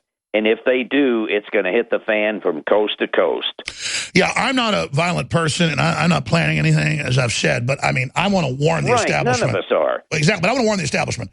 Everybody is sick of the globalists, the local bureaucrats, the UN people, the communists, all of those people. Everybody's like Santa Claus been making a list. And I'm just reporting what people are saying everywhere, and they're committed. If they were dumb enough to kill the president, guaranteed within 6 hours of it happening, the globalists better be smart enough to be in a bunker somewhere is all I'm saying. Or they'd better be on that first mission to Mars. You're absolutely right. But listen, here's the deal. We know why Mudd 4 months ago was saying we're going to kill the president, while they were on TV, Brennan and them saying we're going to take him out. It was to confidence game their minions. Their minions, we now have the text messages. 6 months ago, we're running scared saying we got to stop this in the text messages. So a lot of these names we've seen have now turned over to Congress, by the way. And so that's why we're winning right now. Well, I'm just wondering what it's going to take before Jeff Sessions starts doing his job and starts prosecuting these people who are threatening the president's life. Jeff Sessions is 100% compromised. We now know that. And I think they have something on him. Oh, they certainly do. And I think I know what it is, too. Thank you so much. We'll be back with more calls. The globalists are having convulsions. This is a true revolution. And it's back to big, aggressive Americana, wealth, freedom, wild, wild west. Get out of the way. Just like yesterday, I get on my knees and pray. Won't get fooled again. We don't get fooled again. This only comes around like every 100 years. Enjoy it, folks. It ain't perfect, but it's real. That's why the parasites are going crazy. Woo! Going back to your phone calls here. George in Connecticut. George, thanks for holding her on the air. We'll go to Mark in Oregon and others. Yeah, I have 3 points. One, I think you should bring on an expert on the old-fashioned grand jury system, that you don't need a prosecutor to bring it together, so we can stop prosecuting these politicians who will not go after these criminals who are in the government misusing the intelligence and investigating people like that. And on the back of that, I was up in Kingston with Joe Salente, Gary Null, and Ralph Nader about a year ago, and we were discussing a lot of issues. And Ralph Nader came out with a book, I don't remember exact title, it's been a while, that basically said that the left and the right should be coming together at some point, because we have common interests in keeping this democracy alive, and they're using this division to basically take us apart. Maybe you should have him on the show and maybe discuss that book and some of those issues. That'd be a good issue. Well, I've had Ralph Nader on before, and I've invited him back on. He hasn't come on. But I totally agree. We've got population, we've got wars, we've got issues. I want everybody to come together, but not under some authoritarian world government. Look at this article by Kit Daniels that's got to go viral. The Chinese Death Star laser under development in Shanghai lab. The laser is so powerful, they believe it punches a hole in the space-time continuum and actually creates black holes. Now, this is mainstream news. Now, obviously, the U.S. is way ahead of this. We've made antimatter weapons and stuff, but everybody's going to start getting this. And this just shows how dangerous the planet is. And then what are we going to do when Kim Jong-un tries to get something like this? So that story's on Infowars.com. Overall, though, listen, do you disagree or agree? I mean, Trump has got a lot of the globalists mad because they want wealth without the people having it. The establishment itself is really pissed off at Trump. What do you think? I think absolutely, but I have an idea on that issue too.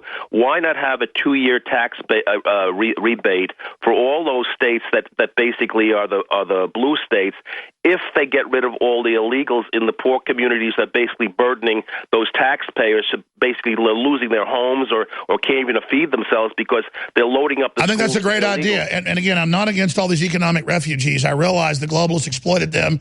They're being collapsed into us, but it's not fair. And Trump goes, okay, I'll do 800,000. I'll do 1.8 million. And they go, no, total open borders. We want everything. It shows where it's going. Trump's just trying to be reasonable, stabilize the economy, and they won't even let him do that, showing it's a fraud. Yeah. I mean, Bernie Sanders went on TV this weekend and said, we did shut down the government. We have to have totally open borders. But you know, nobody else has open borders like that. Thank you so much, George. Okay, who's up next here? Amy wants to put the memo out now. We'll go to her in just a minute as well. We got Forrest. We got so many calls to get here. Who's been holding the longest? Let's go ahead and talk to Amy in New Jersey. You're on the air. Welcome. Hi, Alex. You know, Trump really needs to spill it out tomorrow night at a State of the Union. Wait a minute. We had a caller last week that said he ought to release the memo at the State of the Union. They're going to pass it tonight to let him get it. He's got to declassify it then. I was thinking it'd take a few days. I bet he releases it tomorrow at the State of the Union. You know why? He's going to miss an opportunity. You got my socialist father and my socialist sister who continue to watch and get brainwashed by MSNBC and CNN. They're going to miss an opportunity to deprogram people. Well, Amy, you're such a genius. Let me just shut up. Let me just shut up and have you restart, because I want people to hear this in your own words, not me guessing what you were going to say. Repeat what you were about to say when I obnoxiously interrupted you. We have to deprogram the people. Like, I was at my father's house, my parents' house yesterday, and like, he's watching this MSNBC, and I'm like, you have no idea what's going to drop, Dad. I'm like, and if you tell him anything, he'll blow up. Like, oh, you are such a right-wing conspiracy. You know, you cannot argue with these people. You need to get on there tomorrow night and totally lay it out. He needs a whiteboard. He needs to do diagrams and tell people what's going on. That's a missed opportunity. Strike when the iron's hot, not when it dies down. And I want you to be on the military tribunal. I would love to see you roast these people at a military tribunal. You would be the best one to do it, Alex. Well, you're a sweetheart, Amy, but that could turn into what we're trying to fight here. I think grand juries, the citizens, you name it. But you're absolutely right that they work for foreign powers. The globalists are trying to overturn the country. They're trying to overturn our revolution against them. And so there could be military tribunals under international law under this. But I just want to fix this now, but not to steal your thunder. What you're saying is, I think you're absolutely right, Trump should release the memo tomorrow, right before his State of the Union, so that he can get into the collusion and the conspiracy against the voters of America and tell people that we're conned by the media lies. I care about you. I want you to be prosperous. Globalists have been screwing this country over for a long time. Please, they're brainwashing you. I'm asking you to really research what's happened and to understand this is not business as usual. Look at what's happening with the economy, you name it. I'm not that good. There were artificial controls to make you poor. We're just removing them because we believe in you. I think if he said that, it would devastate him once and for all. I'm worried they'll set a nuke off tomorrow or something and kill the president. I mean, there's no telling what they'll do. Well, you know, I have a 9-year-old daughter. You have kids. This is about the kids. This is about giving them hope for their future so that they want to have their own children. And that's key again. Get this lady's name, because just like the caller earlier, I want to have a show with the callers where it's our best callers. Everything she's saying is true. It's not we want to be like Oprah Winfrey, everything's wonderful, la, la, la. What you're saying is they've been demoralizing us in the media, telling us we're bad, making us fight with each other. And then here comes Trump with all this positivity, and it's working because we've got some good things to celebrate here. You're absolutely right. So you're saying you're refreshed by the fact that Trump's not trying to demoralize us. Absolutely, and I'm Jewish, and I'm sick of the liberal Jews that are being the capos again to set us up to get scapegoated for a new world order. That, you know, we just had Holocaust Remembrance Day. Well, you know, I don't think people have learned. The liberal Jews have not learned. All they want to do is the same thing as the black people of this country, to play the victim. We have to stop playing the victim, open your eyes, see what's going on, and see repeated patterns and stop the patterns. What you just said is key. What you just said is key. It's the equation you never hear from Hollywood. Yes, Jews do get persecuted. It's wrong. Hitler, horrible. But absolutely, leftist Jews and others historically have sat there, helped build this up, done these things with the corrupt regime like Hitler and others, and then they leave the country and scapegoat the Jewish population, and they make the Jewish population pay them money to get out. It's absolutely horrible, and that's part of the equation. The media will say, Jones just said the Jews run it all. No, it's the opposite. You can see the UN and Soros, who set up the Jews in his earlier life, doing it again in his own WikiLeaks, saying he wants to overthrow Israel and all this stuff. You can see them under the UN world government setting Israel and Jews up to be scapegoated again. I mean, it's incredible. That's what this is. I see it. My family was in the Holocaust. I've seen this before, and my great-grandparents, my mother's great-grandmother or grandmother, they rounded them up in Romania and shot them in the ditch by Assat's-Gruppen. Don't give up your guns, Jews. Come on, you got to fight and not let them disarm anybody, because it will happen again if you let that happen. Thank you, Alex. God bless you. Absolutely, some of the greatest folks fighting tyranny are Jewish, and then some of the worst people, you know, like George Soros is Jewish. But George Soros isn't Jewish. He's a demon. He helped round up thousands of Jews, bragged about it, and was so arrogant he bragged about it on 60 Minutes and wrote a book about it. And then he wants to shut me down because I talk about it. And I've had Hollywood Jews go, Alex, we like your show and you're a good guy. But, you know, George Soros had to do that to survive. If I was 15 years old, people said, help us round up a couple thousand Jews or anybody else, or we're going to shoot you in the head, I'd play along with it only long enough to get their rifle and shoot them. I just don't get that whole thing. And it's the same deal. George Soros is an evil, opportunist piece of crap. All right, we're going to come right back with more calls. And we've got a congressman joining us dealing with the whole release of the memo and so much more in the third hour. Infowars.com/show. If you're listening to local affiliates, please tell people about the show. It's key. Fire, and really been at the center, along with Trey Gowdy and others, exposing the Clinton crime network. Matt Gaetz joins us from Florida. He's in Congress right now, coming up in the next segment. But I wanted to play these two clips right now. Then after Gaetz leaves, I'll go back to all the phone calls. I wanted to play campaigners chant Churchill was a racist as they storm a cafe that is themed after Churchill. The leftists have all these things from Mao and Lenin and Stalin that killed together about 120 million people. But Mao's 80+ million of that, the grand champion of mass murder. But it's all about them bullying everybody. When Churchill stood against Hitler, you name it, it's just crazy. But again, they hate anything British, anything sovereign. And then after that, college students hate Trump's State of the Union before they've done it from the great folks at College Reform. So here is first Churchill, then the College Reform piece. Then we'll come back with Congressman Gaetz with the latest on the memo, the FBI director stepping down, and more. Stay with us. We cannot accept the unashamed colonial and gentrifying presence of this cafe. You will never make colonialism palatable. We demand that. To the owner of the cafe, apologise to the local community for their poorly thought and insensitive branding and promptly change it from the menu to the aesthetics and decor of the cafe. To the customer, we ask you that you boycott this cafe until they take the concerns of the community seriously. It is our duty to fight for our freedom. It is our duty to fight for our freedom. It is our duty to win. It is our duty to win. We must love and support each other. We must love and support each other. We have nothing to lose but our chains. We have nothing to lose but our chains. It is our duty to fight for our freedom. It is our duty to fight for our freedom. It is our duty to win. It is our duty to win. We must love and support each other. We must love and support each other. We have nothing to lose but our chains. We have nothing to lose but our chains. We have nothing to lose but our chains. We have nothing to lose but our chains. We have nothing to lose but our chains. We have nothing to lose but our chains. Churchill fought for our freedom. I'm Kevin Phillips with Campus Reform. Today we're at NYU getting students' opinions on President Trump's State of the Union address. Except that speech won't happen for another 7 days. But what will they say when we ask them what they thought of it? Let's find out. Well, we've been getting people's reactions today to the State of the Union last night. Some people were saying that it was the most racist State of the Union that's ever happened. What was your reaction to everything that was said? I didn't watch it because I couldn't bring myself to watch it. Quite racist at the very least, if not up there with most racist. Yeah. Wow.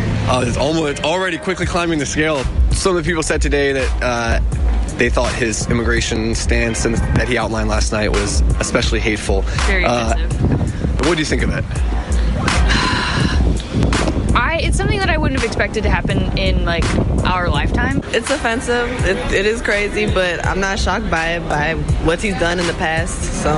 Pretty ugly. I believe what I'm hearing about his rough nature and the hate that he probably said. He told the Democrats the wall got 10 feet higher because they didn't stand up and give him applause at one point. What do you think of all that? It's the behavior of someone who refuses to accept accountability for their failures. The way he acts, you shouldn't be acting like that if you're the leader of the country, regardless of what party you're in. So that frustrates me a lot. I mean, it doesn't surprise me that was his State of the Union address. Hopefully everything that he's outlined can be overturned by the public opinion. Was there one thing in particular that you saw people most upset about? Probably with immigration going on with the whole DACA thing and him trying to build the wall. One of the craziest moments when he started a build the wall chant with all the Republicans that were there. Okay. People on social media were accusing him of basically using the State of the Union as a campaign event. Yeah, that's kind of ridiculous. I think it's absolutely crazy. The fact that he started a chant, he's big on those. What's your reaction? I think it reveals that he has the temperament of a 3-year-old. People, a lot of times, they're trying to say, don't listen to what he's saying, and they just want to shut it down just because it's Trump saying it. Do you think they have any ground there? I don't think so. I think there are enough progressive and intellectual people that really analyze what he's saying. Do you think he's going to follow through with the things that he promised last night? I don't know. We'll see. He said he was going to become president. He became president. From the front lines of the information war, it's Alex Jones.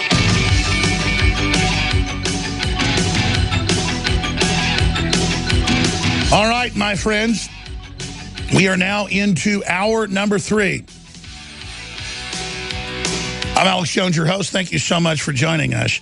There's an ongoing press conference right now dealing with the stepping down 5 months earlier than he said he would of FBI Deputy Director Andrew McCabe, who we know now was the leaker, according to Rich Priebus, of secret information to the press while he was meeting with the president to deal with leaks that were violating national security. That is just huge. As this whole house of cards comes down, and I got to tell you, it has been folks in Congress like the chairman Devin Nunes and people like Trey Gowdy and people like Jim Jordan who have been leading the charge against this incredible bullying. And we're very thankful for President Trump and the American people being awake and seeing through the Russia collusion canard that tried just to violate our election and what the people have done, the will of the people. But without these congressmen up there telling the truth, there would be nobody out there. And the leftist media has pointed this out. But out of the gates, pun intended, Matt Gaetz from Florida has been one of the strongest, most focused, eloquent, on-target voices who we've all watched on Fox News, CNN, MSNBC doing battle. And he's got a statement out on the deputy director, acting director stepping down, and so much more on the eve of the a vote here on the memo and so much more. So Congressman Matt Gaetz, thank you for joining us. Good to be with you, Alex. Well, wow, what a time to be alive seeing all this. Where should we start, with a McCabe or with the vote tonight on the memo? I mean, so much is happening.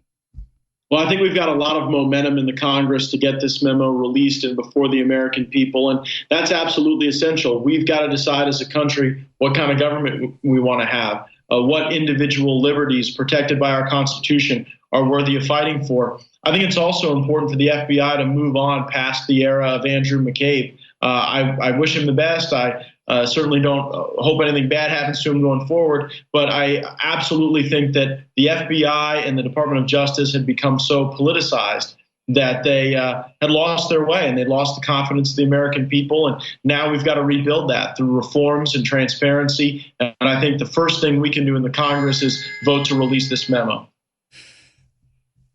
I mean, obviously, you and others have seen parts of the memo. You've talked to people that have seen the memo. I saw Trey Gowdy on Fox News last night getting that it's more than a memo. It's a compendium of the research of the chain of events. Can you speak to that and what those chain of events basically are? I mean, it's pretty clear you've got a cabal of Clintonites inside of the Justice Department and the FBI who wanted to stop him becoming president, stop him being even elected. And it looks like they even went more crazy once he was elected to try to basically stop him and have him removed.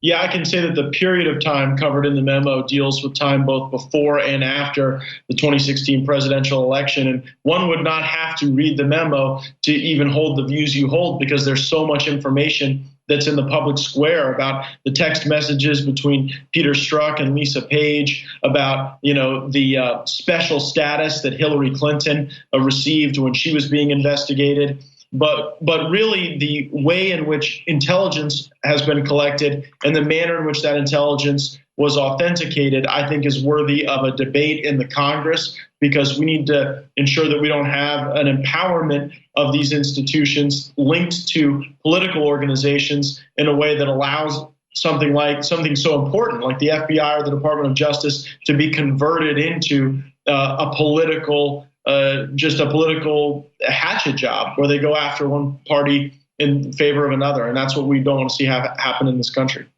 Congressman Gates, looking at this, how did they think they get away with it? Because they try to say, oh, did Nunes invent his smoking gun? Invent it? The text messages of insurance policies and Strzok saying, I don't buy it, there's no evidence, and meeting with McCabe while McCabe is being advertised to the president as the new director and a great guy when he's the guy, it looks like, running the cabal. I understand you're not out in some vendetta after McCabe, but doesn't this all have to come out? I mean, we're hearing there's a lot of even bigger smoking guns that are about to come out. Oh, yeah.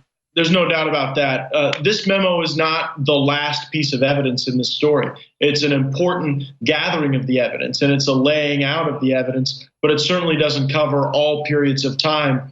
And, I can say generally, as it relates to the FISA laws, there are original applications for FISA warrants, and then the law requires those FISA warrants to be renewed every 90 days based on the information collected. And so I think that we've got to have a very broad view of the evidence and the full time period before evaluating what reforms we would make in the Congress to this process to ensure it doesn't happen again. And, you mentioned Mr. McCabe as a central figure in so much of what went on. That has come out by looking at the text messages of Peter Strzok and Lisa Page. And we're called like conspiracy theorists because we see this cabal right in front of us. We're able to aggregate these data points and show what was really going on. The reality is we're just looking at the very messages that the people that were at the center of the Hillary Clinton investigation and the center of Robert Mueller's investigation were saying to one another. I mean, that seems to be an entirely reasonable review of the facts, to look at the communications between people who had central roles in the investigation. And I don't think there's any dispute that there was extreme bias, but not only bias in their minds, in their actions, in their planning, in the things that they were doing. And it's one of the reasons why I filed legislation today to get this memo released. I was joined by 35 of my Republican colleagues. And also this evening, I'll be taking the floor of the Congress with over a dozen members, each giving their own voice to this movement to get this memo released so that we can have a debate and discussion in the public about its contents.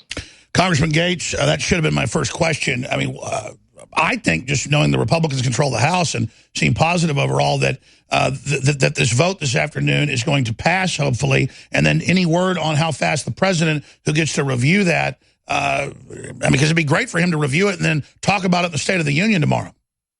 Yeah, I mean, he gets 5 days in which to review the vote of the Intelligence Committee, and he could make an objection during those 5 days, but I don't expect him to. You know what I think would be very interesting, Alex? If during the State of the Union, the president announced that he was supportive of the release of this memo following the Intelligence Committee's potential vote this evening. I think that would be just fantastic. It would be great for the country to see the president wanting to bring this matter to a close, but also wanting the American people to have a look behind the curtain and see what's really going on in this country. It's the kind of populism that got Donald Trump elected, always fighting for the regular folks. And I think we're going to hear a lot of that in the State of the Union, and this would be a really great component piece. Well, MSM is going to attack you for coming on the show, but that's a badge of honor, like the president's come on before, because they're so discredited. And after their whole Russiagate facade falls, which I think has really already fallen, you can correct me if I'm wrong, where are they going to go from here? I mean, they have the fake dossier, BuzzFeed,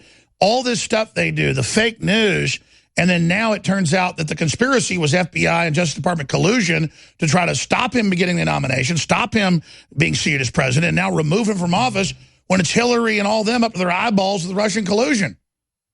Honestly, Alex, that is a great question, because I think we've won the argument with the American people as it relates to how conflicted the Mueller probe is. I mean, even Harvard University put out a poll that said over half of Americans think that the Mueller probe is infected with conflict of interest. And, Harvard usually leans pretty far to the left. 56%, yeah.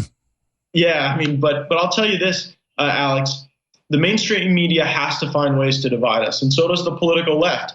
Because if we focus on a growing economy, tax cuts, a regulatory environment that's working for the American people again, I think that the people will be uplifted by this Trump presidency and by Republican control of the Congress. And the mainstream media doesn't want to see that. That was my next question. When clearly globalist policies had their foot on the neck of the country, Trump and you and others have just removed the foot, and we're roaring back to life. How can the Grammys tanking, the NFL tanking, Hillary, all this keep running on hating Trump when clearly he's pro-America, clearly you are? I mean, people aren't going to go against their own interest.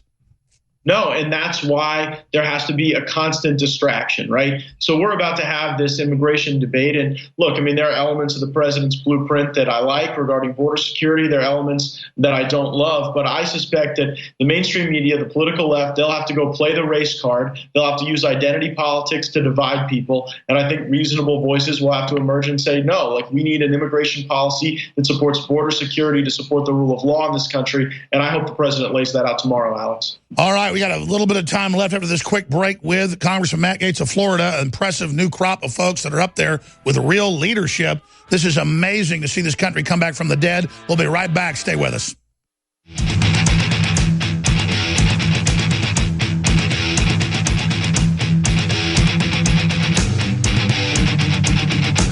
Live, raw, and unfiltered by globalist propaganda. It's the Alex Jones Show. Tomorrow's news today.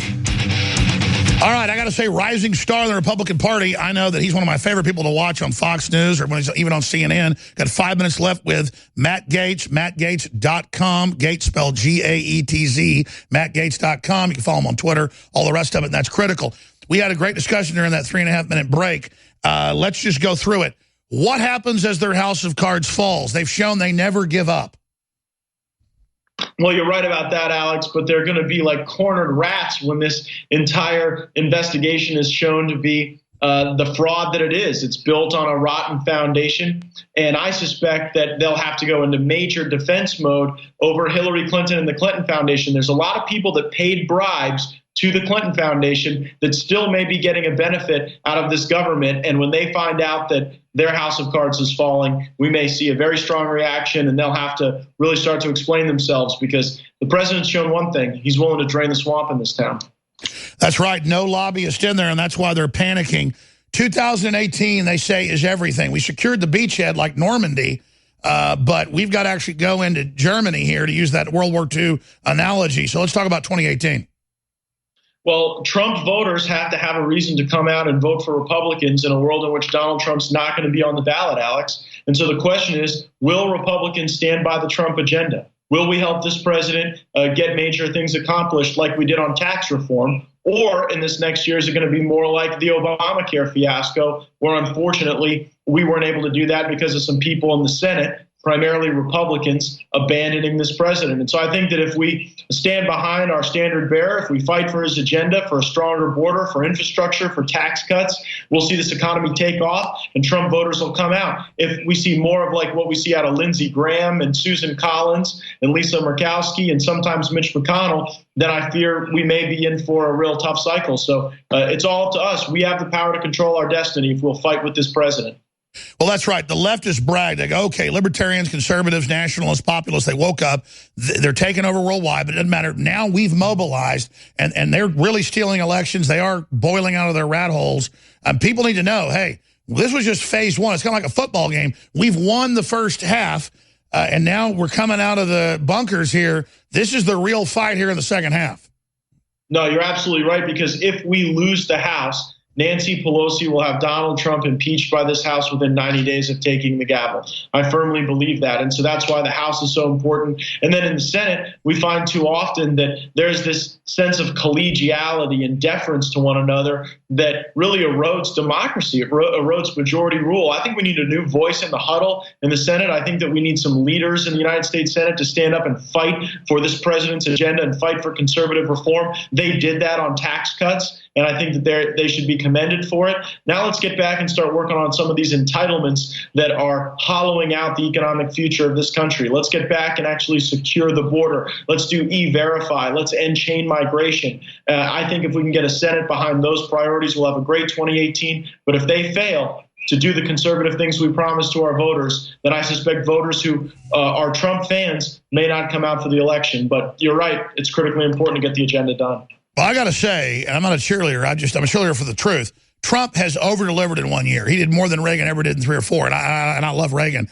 I mean, it was dramatic. They call it gridlock. He ran over the gridlock. I mean, all the things we got, procedurally wounding Obamacare, the tax cuts, the border, taking care of the military. I mean, all the things we've seen, the jobs, the stock market. I mean, if America doesn't double down and realize Trump's got our back, we've got to get his back, we deserve what happens. In closing, the minute we've got left, Congressman Gates from Florida, State of the Union.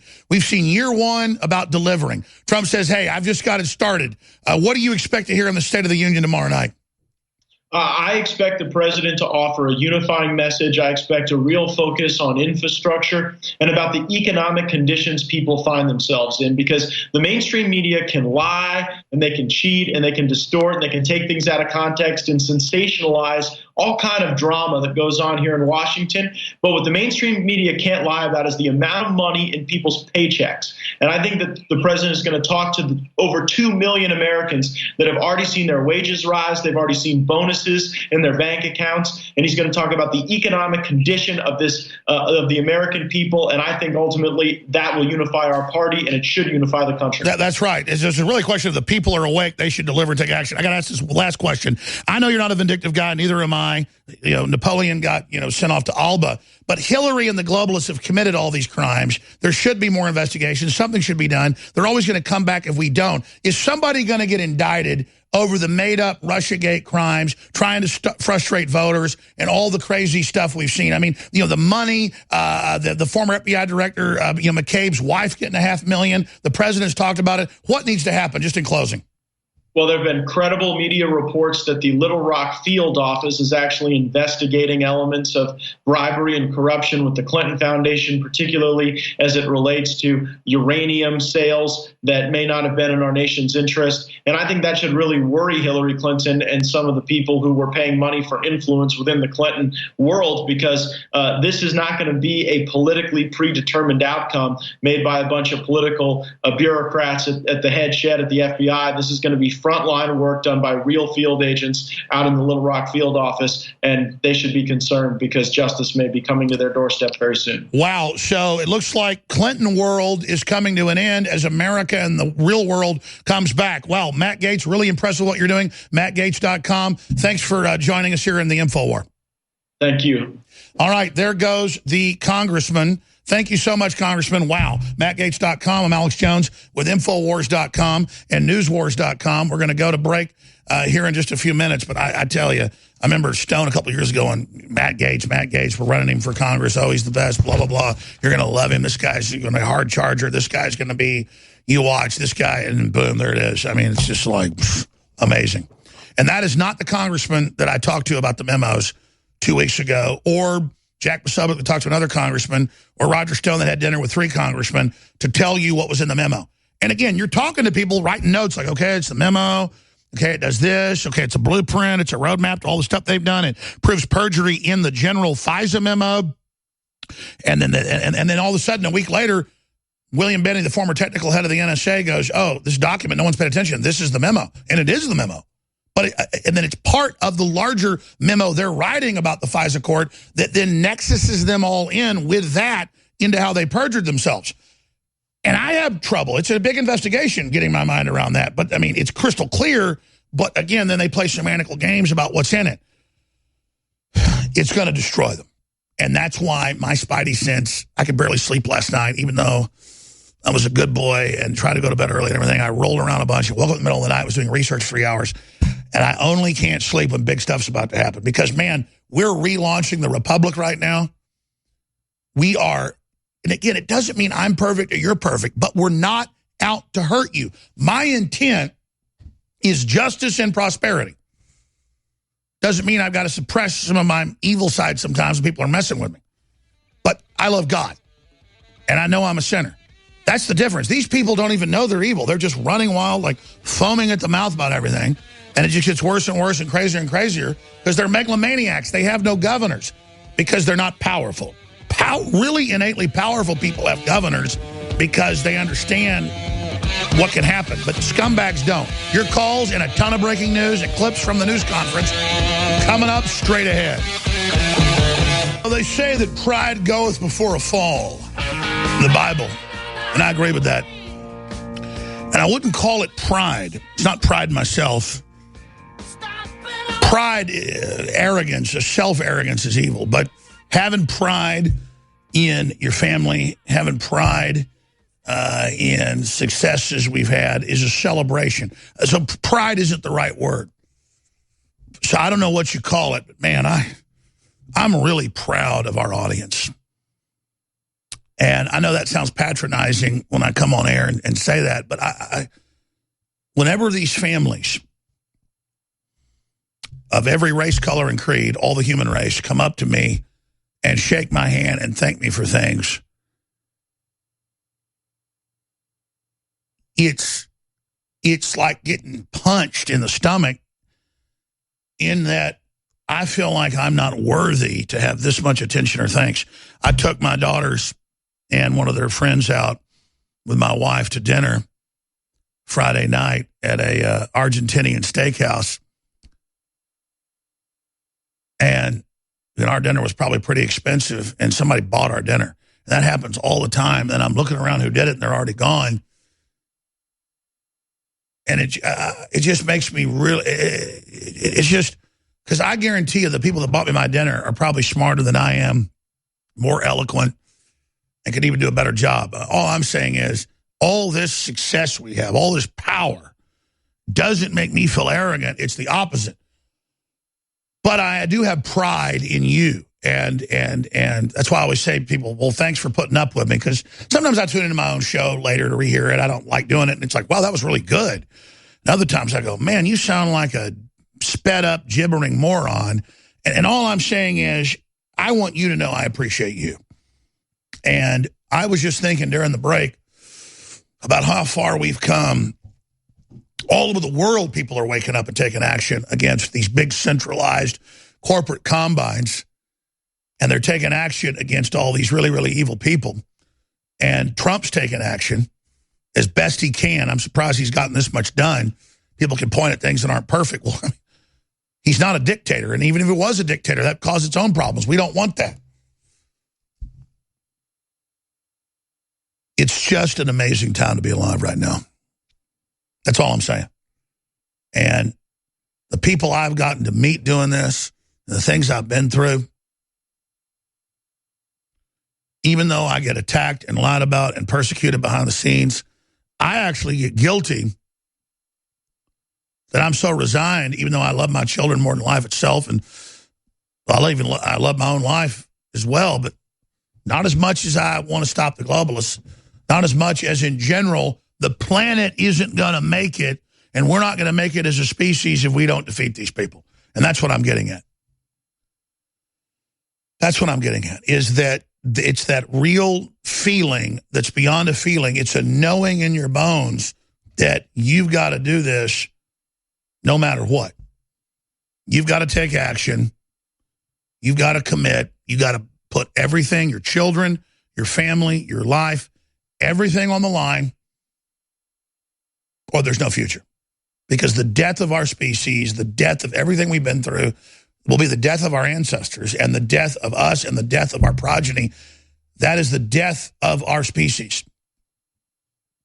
And it's so clear that evil people have bought into a spirit that's invaded our world, as the Bible says, to try to get people to sell out, to suppress their own humans for the promise of some godhood.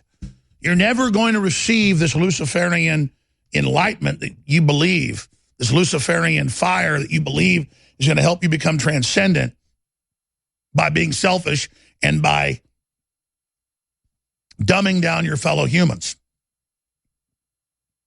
But that's the message. You got to prove how strong you are in survival of the fittest, to do all these rough, horrible things with people, and then out of that nightmare will rise this Ubermenschen, when at the base level, you're not trying to give rise to amazing humans. You're trying to suppress everybody so that you, the fallen, can rule over us. It's a lie. They create an atmosphere to make us weak, to make us pathetic, to make us passive, to make us go along. And then they go, oh, we're doing all this to, see what comes out of the mud, the lily. All I know is the spirit that comes out of D.C., the spirit that comes out of Los Angeles, the spirit that comes out of their systems is cold, alone, destitute, poverty-stricken, shrunken, starving, howling, freezing, dead. And I have tasted that spirit, and I don't want any part of it. The devil is able to masquerade, I'm going to go to your phone calls, as this engine of life, like wild sex and strength and will and talent comes out of the devil. No, the devil, the system takes control of your mind, and it makes you think your natural talents come from the system when the system is there leeching off you, using you to empower its structure. We're going to go to Mark and Sam and Marcos and Faris and many others, Tim in Seattle. That Congressman Gates interview that we just had earlier was powerful. I mean, he said the Clinton crime network are cornered rats that are going down. He said that there's credible reports he's got that the FBI in Little Rock is investigating the Clinton library and foundation, and that he believes they will vote to release the memo, and the president will talk about how he's going to release the memo at the State of the Union tomorrow night. And he's telling you what he's heard. He's like, he's not saying it's going to happen because the thing could change. He goes, I'd like to see. Kind of like Jim Jordan. I bet you guys went and met with McCabe and fixed all this fake made-up intelligence as a plan to have an insurance policy. And before this stuff had even come out, Rosenstein, the Deputy Attorney General, is going, can't talk about that. He's telling him, I've got the secret documents. They're coming out. What are you going to do on the hot seat? I mean, just to finally see, because I didn't want to get Gates on. Normally getting Congress people on, that's boring, nobody cares. I don't want to get Gates on and kiss his ass and say, oh my God, thank God for Jim Jordan, thank God for Trey Gowdy, thank God for Devin Nunes, thank God for you. But I mean, thank God for him. If we didn't have those patriots that got into the Freedom Caucus, that are dyed-in-the-wool patriots, we wouldn't even have a shot right now with a bunch of candy-ass people out there. And I'm proud of the fact that I backed Rand Paul. He went sideways during the campaign, thought he'd act like he was establishment and win. They knew he wasn't establishment. Now he's back. Great. I love Rand Paul. This is what this is all about, man. It's retaking who we are and standing up and saying, listen, I don't have all the answers and I'm not looking for power, but you're not going to run my life. So you want to feel some power, I'm going to kick you like a horse upside your head. And then I'm going to keep coming back at you till the end because this fighting's all I got. I can't roll over in some ditch and show my belly to you wolves and let you pull my guts out from my rear end. You want to fight me, it's going to be swinging fists, and I'm going to be biting, and I'm going to be attacking until the last blood pumps out of that heart. And when my eyes roll up in my head, I'm going to be dead, and you're not going to have me strapped up against some wall having your way with me.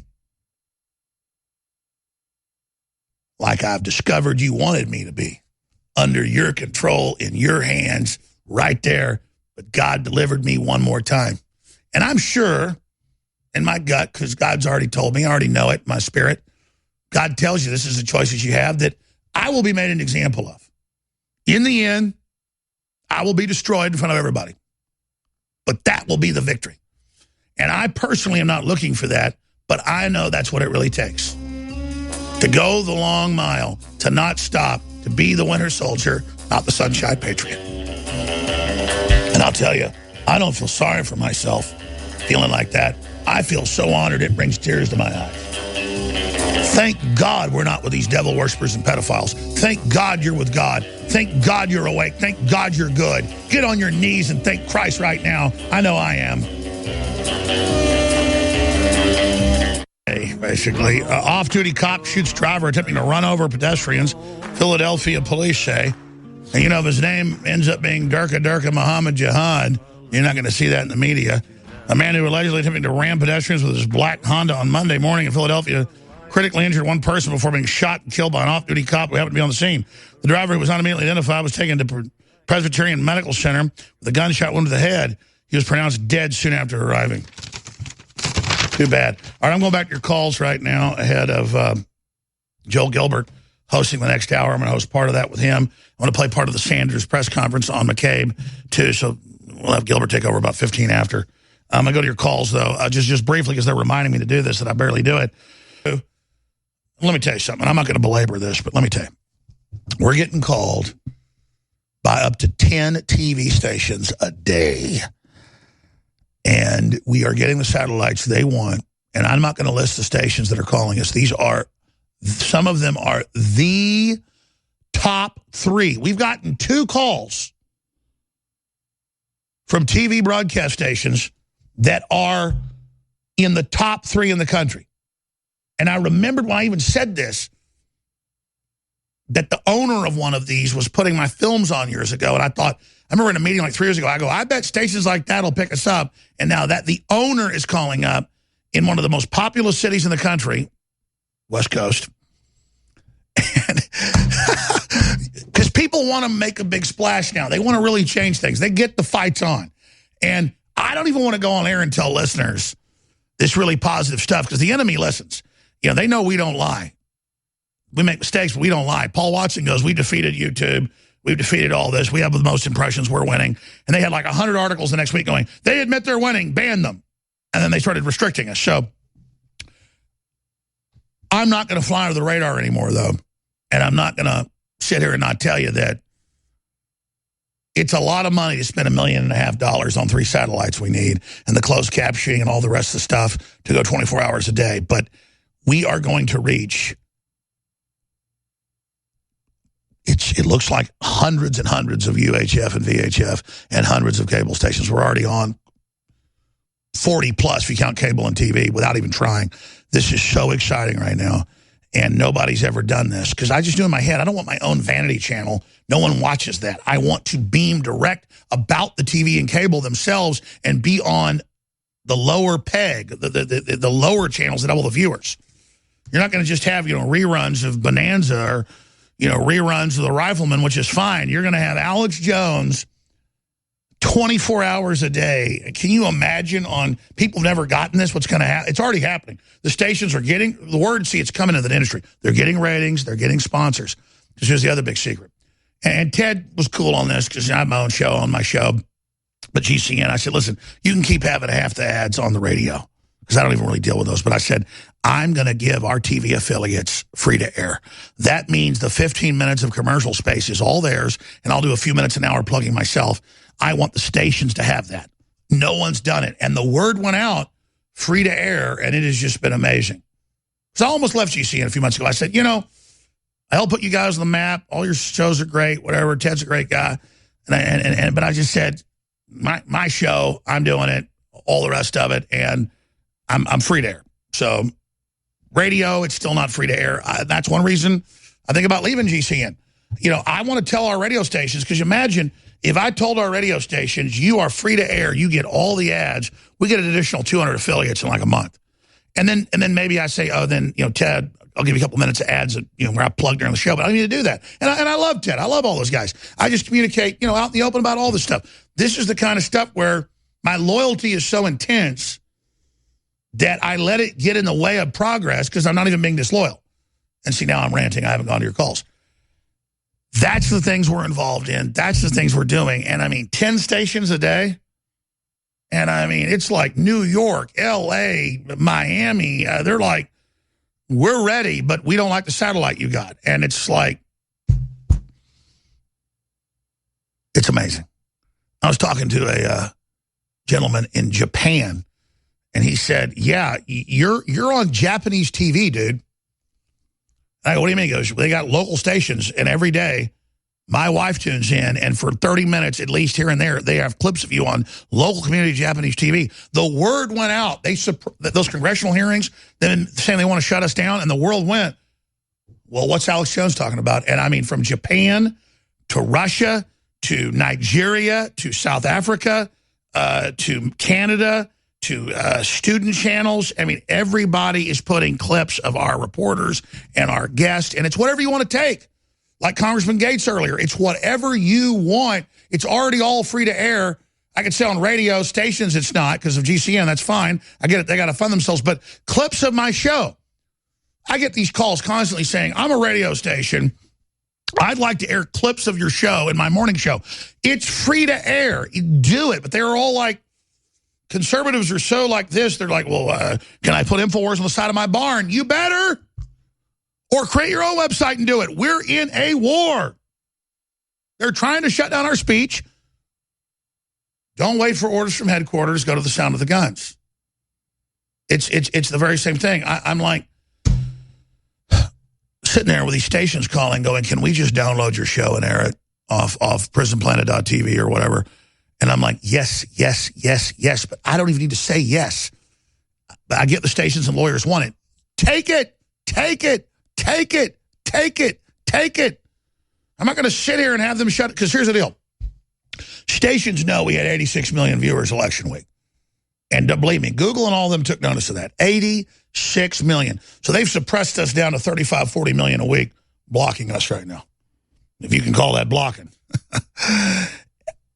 But it doesn't matter because it just went like cut one head off, 5 more grow. And so it's an exciting time. I'm going to shut up now. I promise. I'm going to Mark. I'm going to Chris. I'm going to Tim. I'm going to Sam. But I walked back there in the affiliate relations area, and I was looking at these emails, these calls, and these people. And I remembered some of the station owners years ago were like, can you get on the satellite? It was the reason I did it. Well, they're now ready. But I'm just going to say this. When I blow the bugle that we're about to do a charge, the enemy is shooting at me big time. And I'm not bitching. If they get me, I'm just saying you cannot fund and you cannot support, and you cannot pray, and I say this humbly because it's actually shameful that I'm one of the best things we got in this operation, but it doesn't matter. I was willing to do it. So we're here, and we are massively expanding. We've hired like 20 new people the last few months, and we're radically expanding. We got huge studios going in, contracts, everything, and I'm just 110% ready down the road. If I get in a bad situation, I'll sell my house. I've even talked to my daddy about our family land in East Texas. I said, Dad, if we get in deep crap, you need to sell off our ranch and that oil and gas, which I never used to fund this. It's not my money. He said, I'm absolutely behind you. So I want George Soros, everybody else to know, you're not the only pieces of crap with money. I don't got what you got, but every dollar I got's like $1 million a year. So you want to fight, you Nazi collaborators, son of a bitch? You got one. You got it?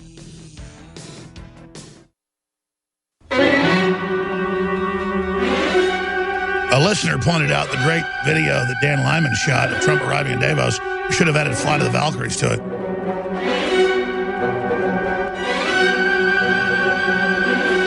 From deep in the heart of FEMA Region 6, Austin, Texas, transmitting worldwide, it's Alex Jones. You know, a lot of people want to hold back on their name, their money, their energy in this fight. Think if they sit on the sidelines, they're going to win. That may all work while this country got taken over and run into the ground, but we're down to the wire now. You're going to lose everything you got culturally, financially, spiritually, if you're not all in on this fight right now. And I think a lot of people get that. I think we see that, and that's why we're winning. But the enemy is now getting off the bench. They're getting off the couch. They're getting off the porch. The fight's on. So let's not think about who's winning. Let's think about who's fighting. A lot of people get in the fight with you. They punch you in the head, and they wait to see what it does. By then, you punch them 4 or 5 times, they're on the ground. And that's what the attitude we got to have is just attack, attack, attack, and don't even respond to their garbage. Okay, Mark in Oregon, you're a trooper. And then we've got so many other people.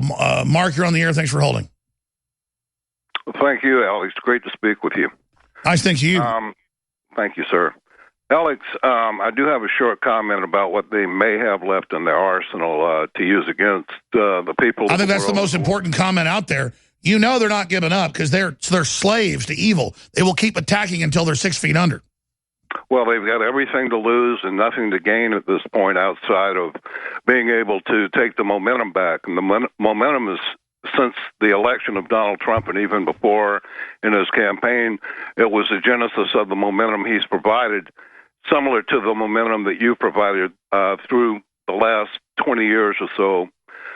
When I look at this world and the people in this world, I know that God made only two gentlemen that could actually provide the momentum turn. And we had, as a country and as a world, our neck was in the noose, and they were ready to pull the switch and drop us, and it wouldn't be any comeback after that. And then God made a move. But you were already there, and Donald Trump was already there, as yourselves, and you've actually, just as two individual human beings, but two very special human beings. I don't mean to stop you, but let me tell you something. It's you, Mark. You are awake. You got ridiculed. You got attacked. It's all of us together. Well, I do understand that, Alex, but God made you and Donald Trump for a purpose, and that purpose has been achieved at this point. It will continue to be achieved, I believe. I don't think they have anything left in their arsenal. Well, not bragging, but I'll tell you this. The military and Congress, they listen every day.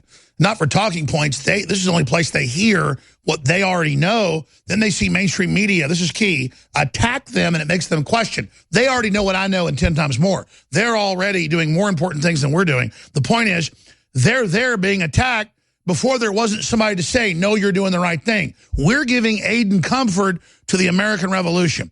You understand? We're there to stop the demoralization. Does that make sense? Well, it's fulfilling God's will. It's actually turning people back to God when you look at the medium long run of it into the future, because we become more good, the good we already have. Notice Trump set the pro-life marches. He's making it about families and humans, valuing families. That's how you kill it in people's own hearts. Exactly, and they know Trump has had a religious. He was always a Christian, but you know. It wasn't about 10 years ago. I've told people that know Trump that he had a big religious experience and became a really hardcore Christian. And I don't mean to give out secrets and stuff here, but that's what's going on. That's why they're so upset. Trump is a born-again Christian. Well, and it's the same with you, Alex. Like I say, you're two peas in a pod. You're highly unusual because of the talents you've been given by God. This is ad-free Alex, Big Brother. Mainstream media. Government cover-ups. You want answers? Well, so does he. Live from Austin, Texas, broadcasting worldwide, it's Alex Jones. So, ladies and gentlemen, we've got another absolutely, completely overflowing plate in front of us today. The 29th day of January 2018 on this Monday global transmission. I am your host, Alex Jones, and we have got, as I said, a massively overflowing plate today. It's been announced, it's up on Infowars.com, that coming up today at 5 o'clock, we'll be covering it live with Owen Schroyer and Roger Stone and myself in the War Room. House Intel Committee voting Monday, 5 p.m. to release the memo. So we're going to be breaking all of that down. And Trey Gowdy has come out and foreshadowed what's in it, exactly what we told you. We're going to play that clip coming up here in just a moment. We'll play the full clip later in the hour, where it's Obama and it's the Hillary campaign working together to create a fake dossier, to get a warrant, to then illegally spy on the campaign, and then to lie about what they even found in that, and all the collusion at the FBI and the secret societies and the insurance policies and all of it, showing the interconnected web of command and control. Here's part of that clip. As I discussed with Mark Short, the Washington Post reports today the president wants to have the memo released. Do you agree with that? I do. I'm sorry that we're to this point. This memo is nothing but the distilling, the reducing of thousands of pages of documents provided to us by the department and the Bureau. So there's nothing in this memo that the department is not already aware of. If you think your viewers want to know whether or not the dossier was used in court proceedings, whether or not it was vetted before it was used, whether or not it's ever been vetted, if you are interested in who paid for the dossier, if you're interested in Christopher Steele's relationship with Hillary Clinton and the Democrat National Committee, then yes, you'll want the memo to come out. If you're Adam Schiff, who is consistently wrong when it comes to issues of disclosure. He didn't want us to find out any of this information, Chris. He fought. In fact, GPS went to court. Fusion GPS went to court. We're going to get to more of this when we come back from break, but just as the Epoch Times, them will inherit the earth, they just want to be happy and be nice, and they get bullied into submission to a system, believing they're conforming, believing they're doing the right thing because they're being led by false alphas. Because real alphas have laid down and let the scum take the field. Because there were so many resources in the modern world because of technology. Whatever. Okay, let those groups do things. I've got my own life. I've got power over them. I'm going to ignore them. But while you ignored them, they took control of your children. They took control of your life. They crave the power. You must stand against them. All right, let me take all your calls for the next host comes on. Joel Gilbert's got a lot to cover. But Tim in Seattle. Tim, thanks for holding. Then Forrest in Houston. Go ahead, Tim. Hey, Alex, how's it going? Thanks for holding. Just was curious. You're saying that what would they do next? They're going to do whatever. Las Vegas and everything else. The false flag potentiality is extremely high right now, and I don't see them not doing anything. So there will be a false flag. No, I agree with you. I mean, they've had their globalist spokesperson saying, you release this memo, there'll be a massacre. And then when there is a massacre, they go, oh, you're such a genius. They don't ask, who told you to say that? No, I totally agree. So let me ask you, what are they going to pull false flag-wise? A bio attack? I wanted to say also, I think McCabe was covering up all that Las Vegas information, and I'm glad that he's gone. And also, I think that the real reason... Ooh, that is astute. Because the FBI not low level, but the guys that do the killing, the fighting, the hostage rescue team, it's like the Department of Defense is really the Department of War. I mean, the hostage rescue team told us, I'm not belittling them, it's just these names are ridiculous. The guys that went in told us the truth, which has been proven, and you're right, McCabe then covered it up from Trump, but Trump already knew and smashed Saudi Arabia 2 weeks later. Go ahead. He's gone? That's a good point he made. Yeah, we're living in epic times, and that's just, people go, hey, we're grilling steaks, come over and watch the UT game. And I'm just like, I'm like in the game for the future of the country. I'm not knocking your football game, but people act like, oh, you're being weak, Alex. Enjoy yourself, have some fun. I do have fun doing this. I don't want to go watch a bunch of spoiled, rotten college football players get worshipped running into each other and stuff. I get it. I played football. I watched it. I like football. My grandfather played football at UT, blah, blah, blah. It doesn't matter to me. The big epic battle for the future of humanity matters. They're diverting us with this. Forrest in Houston. You're on the air, Forrest. How are you doing today, brother? Man, I tell you, I'm happier than a pig and a bunch of... I didn't hear anything. I ain't got no volume on my end. Well, I'm sorry. Forrest, you hear me now? Might have some audio problems in there. Hello? Yep. I ain't got no volume on my end. Okay, Forrest. Sorry about that not working. We'll put you on hold and see what's happening. Marcus in Fort Worth. Marcus in Fort Worth. You're on the air. Go ahead. Alex, I got two things to say. The first thing is, Mueller and John Kerry both have the exact same look in them that both tells me that they've both rolled around in the feces. They both rolled around in the urine. If you bring up two pictures of them next to each other, you'll see the look I'm talking about. Yeah, they both look like Frankenstein. And you're alluding to Skull and Bones, where they have gay sex, and I'm not saying they're bad people for that, and they roll around and men crap on them and piss on them, and then they get in a coffin and Lucifer enters their body. I mean, that's what they admit. They believe Lucifer does it. From anthropologists, like pygmies in Africa, when they're killing an elephant, do they really believe they're eating the soul of the elephant? I don't know. But that's what the Democratic leader and Republican leadership are. You're right. They both look like Frankenstein. Yeah, I just wanted to point that out because it's a spiritual battle more than just a physical one. Two, I've called my congressman. I've called a few, not my congressman, because I don't really necessarily even know the district I live in, but I just got prompted to because I was watching Infowars and like, you need to call your congressman. I was like, well, how hard can that be? Google the number, call your congressman, tell him release the entire memo. It's not that hard to do. Well, they got the vote coming up at 4 Central in about an hour and 50 minutes, and we're going to be covering it live. And we're going to be covering the State of the Union tomorrow and Nancy Pelosi's comedy response. I mean, she is hilarious. And people go, oh, that's racist. You're making fun of a black lady. Pelosi's even more ridiculous. She's even more mentally brain dead. Pardon me? I'm black, so it's like, does my opinion not count whenever I say that? Whenever I say that, yay Trump, yay this, yay that.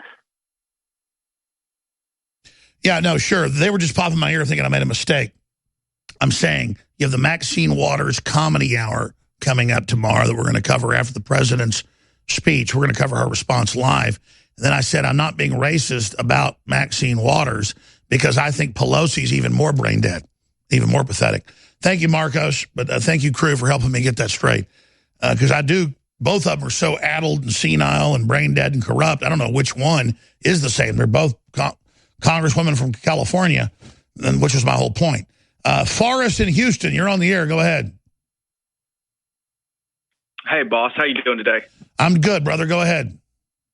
Yeah, I just wanted to say, with the whole memo stuff that's coming out and that huge web from the Epoch Times or whatever, how do we stop these major corporations working with state and foreign nations to cover up like political parties or working with foreign national governments? I mean, that's the biggest form of treason I've ever heard in my life. I think we start indicting their ass. I think we indict them. These big invincible, Jeff Bezos, all of them.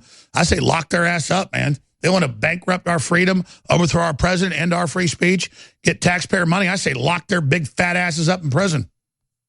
Amen, brother. I mean, I don't want an MVP. I want an HVT. I want the high-valued players. I want the people on the international stage, these world bankers, these people. And I'm not saying crash the whole economy. I understand that they've monopolized so much field that it's going to take at least 20 to 30 years to fully give us free market. Hold on. I'm going to come back to you after break. Forrest, you're 2 on target. Stay there. Stay there. He's absolutely right. We'll come back to Forrest and land the baton over to Joel Gilbert. Ron Paul used to say, if I win the presidency, I'm not a dictator. It'll take decades to fix this. Trump is using their own bubble system. There were bubbles for them only to create a bubble for us to see that free market works so he can set up some factories, get some stuff going, and then probably even start a war to get the country out of this, which, I mean, it is what it is. I mean, you want to fight, you better believe you got one. That's all I'm telling the Chi-Coms. That's what we're gearing up for right now. That's the big buildup, because that was the sellout plan. And I got stacks of articles here about the communist Chinese in our business.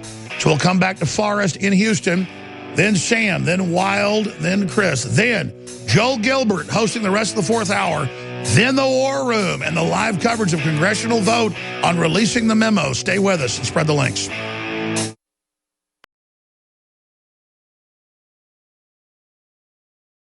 This is ad-free Alex. Big Brother. Mainstream media. Government cover-ups. You want answers? Well, so does he. Live from Austin, Texas, broadcasting worldwide, it's Alex Jones.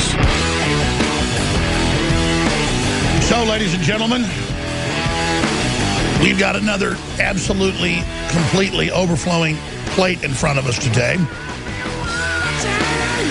The 29th day of January 2018 on this Monday global transmission.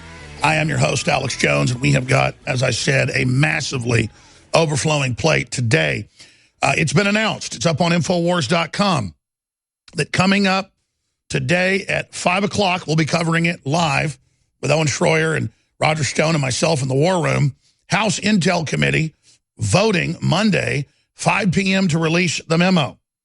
So we're going to be breaking all of that down. And Trey Gowdy has come out and foreshadowed what's in it, exactly what we told you. We're going to play that clip coming up here in just a moment.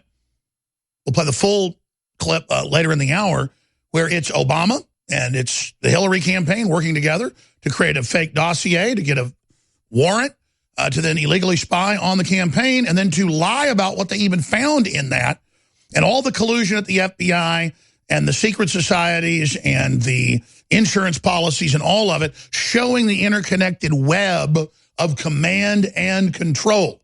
Here's part of that clip. As I discussed with Mark Short, the Washington Post reports today the president wants to have the memo released. Do you agree with that? I do. I'm sorry that we're to this point. This memo is nothing but the distilling, the reducing of thousands of pages of documents provided to us by the department and the Bureau. So there's nothing in this memo that the department is not already aware of. If you think your viewers want to know whether or not the dossier was used in court proceedings, whether or not it was vetted before it was used, whether or not it's ever been vetted, if you are interested in who paid for the dossier, if you're interested in Christopher Steele's relationship with Hillary Clinton and the Democrat National Committee, then yes, you'll want the memo to come out. If you're Adam Schiff, who is consistently wrong when it comes to issues of disclosure. He didn't want us to find out any of this information, Chris. He fought. In fact, GPS went to court. Fusion GPS went to court. We're going to get to more of this when we come back from break, but just as the Epoch Times themselves, great journalist, reverse engineered what is going to be in this memo, there you have more confirmation from our congressional sources, as we told you 2 weeks ago and again last week, that it is the roadmap of the fraud, and it's how they did it, and it's a timeline of it with exhibits for each piece. And the core of it is the 99-page FISA report that has excise parts that are in the memo. They just chose to call this the secret FISA memo because they're also using that as the roadmap to show the perjury. So as I told you 2 weeks ago and on last Monday, it is a compendium of the investigation. It is the indictment in the House. That's what the House is supposed to do.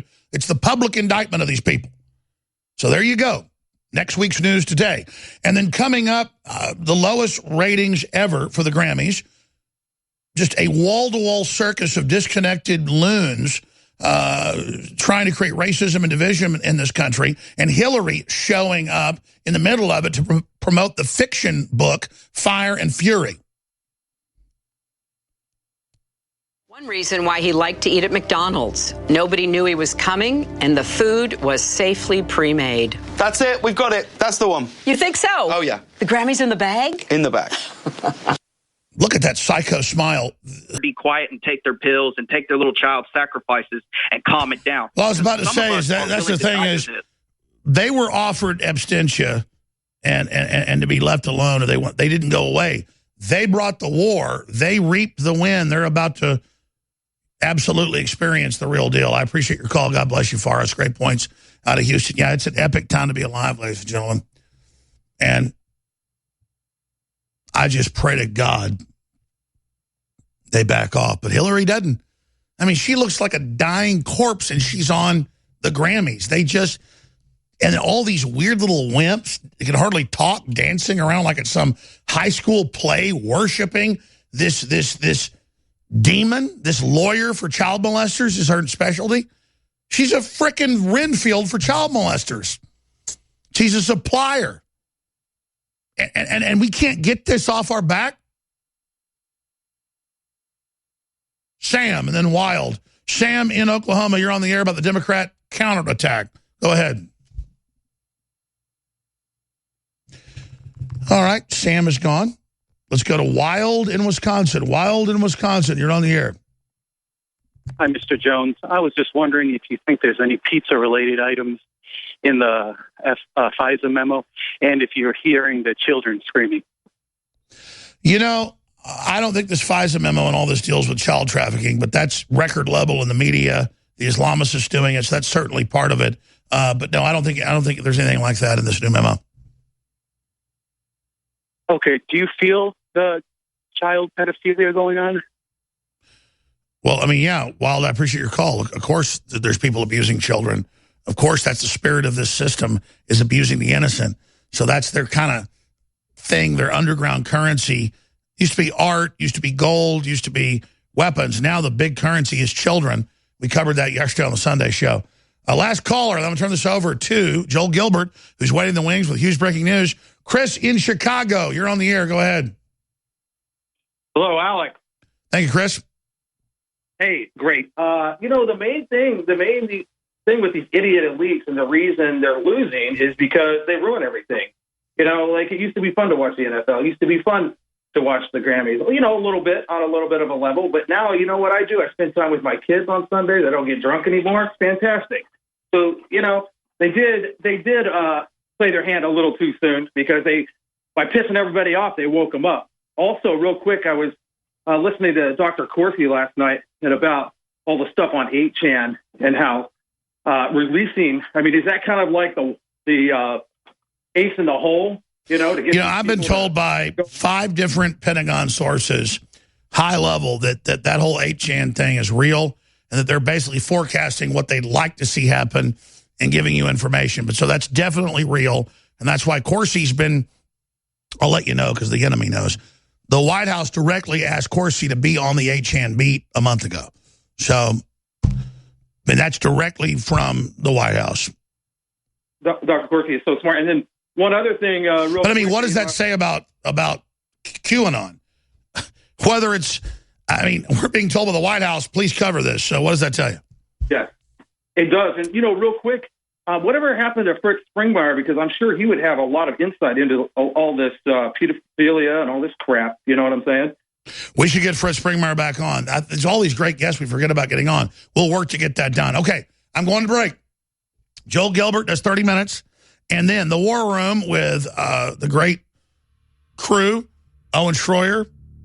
We've got Roger Stone coming up and so much more. And about an hour into that, we're going to have the House vote on releasing the Intelligence Committee intelligence on what happened with the whole situation with the memo gate, the FISA memo.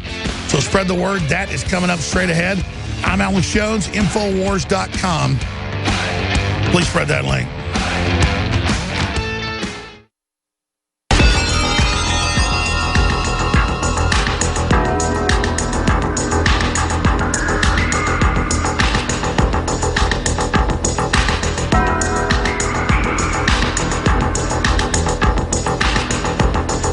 If you are receiving this transmission, you are the resistance.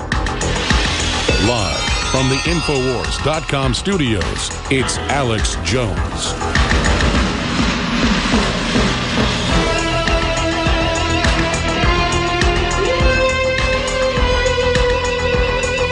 Welcome to the Alex Jones Show. I'm Joel Gilbert, frequent guest on the Alex Jones Show, coming to you right from the left coast here in Los Angeles. You know me as a frequent guest, filmmaker of Dreams from My Real Father, There's No Place Like Utopia, and the brand new film for sale right now in the Alex Jones Infowars store. You got to get There's No Place. I'm sorry, this is the art of the insult. Get it in the Alex Jones store. Now, coming up next segment, writer Jack Cashill. He wrote Deconstructing Obama, Ron Brown's Body, and also Silence, TWA 800. We're going to talk about the Steele dossier that we wrote about last week, where we discovered that it was written likely by a Russian and absolutely not by Christopher Steele. Now, the Democrats love to talk about interference in our elections. Elections are the basis of democracy. I'm going to argue to you right now that Barack Obama interfered in the last 3 elections. Let's start by pulling up the photo of Barack Obama with Louis Farrakhan, Nation of Islam leader Louis Farrakhan with Barack Obama. This photo was hidden from the public intentionally. Now, we also have photos, of course, with Barack Obama with terrorist emeritus Bill Ayers sitting on a board together. We've got him with Venezuela's dictator, the communist Cesar Chavez. And you'll notice that Barry is very comfortable with anti-American extremists, and they're very comfortable with him. And as we found out, it's because they share values together. Now, in 2008, I'll tell you how Barack Obama interfered. Democracy is supposed to allow voters to choose between candidates based on their agenda and who they are. Obama intentionally denied a fair process because he burst on the scene in 2007. No one knew who he was. He introduced himself as a middle-of-the-road mainstream politician, when in reality, he was part of the little-known world of American Marxism. Let's start by looking at a video of Barack Obama talking about his father. Barack Obama telling us who his father is. My father was a foreign student, born and raised in a small village in Kenya. He grew up herding goats. My father grew up herding goats in Kenya. Herding goats. My father was from Kenya, from Africa. Okay, so because of his background, Obama told us, he would bring us together. It was a big lie. As I showed in my 2012 film, Dreams from My Real Father, Obama's real biological father, who was his ideological mentor, was in fact Soviet espionage agent and Communist Party USA propagandist Frank Marshall Davis. Davis had a 600-page FBI file because the FBI knew that he was ordered to Hawaii by the Kremlin in 1948 to organize the labor unions to strike against the state with the goal of expelling U.S. naval forces from Hawaii. The Russians thought that the U.S. naval forces were an obstacle to Soviet expansion in Asia. So in terms of who he was, Barack Obama was a red diaper baby, the child of a Communist Party USA member. He hid his background, and that would have made him unelectable, just like the photo of Obama with Louis Farrakhan. Now, what about Obama's agenda? What were people voting for? What did he promise people if you voted for him? Well, let's watch this video about Obama's promises. You can elect a president who has taught the Constitution and believes in the Constitution and will obey the Constitution. Marriage is the union between a man and a woman. Today, I'm pledging to cut the deficit by half. No more ignoring the law when it is inconvenient. No more secrecy. That's a commitment I make to you as president. So Obama said he was a constitutional law professor. He's going to obey the Constitution, cut the deficit in half, marriage between man and a woman and God. He's a Christian. He'll support Israel. He'll be very transparent, a man above politics. It was all a lie. Obama had no intention of doing any of those things. This was a complete fraud, and this was how American socialism evolved. In the late 60s, American communism and socialism, SDS, Weather Underground, they bombed police stations, bombed the Capitol. They were calling for open revolution, destroy the country, replace the Constitution with a Communist Manifesto. This plan was so evil, it actually included putting 25 million Americans in re-education camps. This was so frightening and scary that it failed. It failed terribly. Let's take a listen to Larry Grathwohl, who was an informant in the Weather Underground, telling what their plans were. I brought up the subject of what's going to happen after we take over the government. The reply was establishing re-education centers in the Southwest. I asked, well, what is going to happen to those people that we can't re-educate, that are die-hard capitalists? The reply was that they'd have to be eliminated.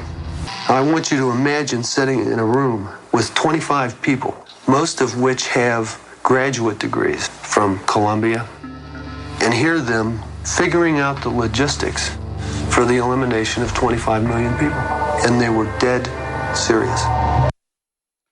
So these same radicals from the 60s who were calling for open revolution, they came out of prison and went back to Chicago in the early 80s, and they taught the new generation of young radicals like Barack Obama that overthrowing the government from the outside is impossible.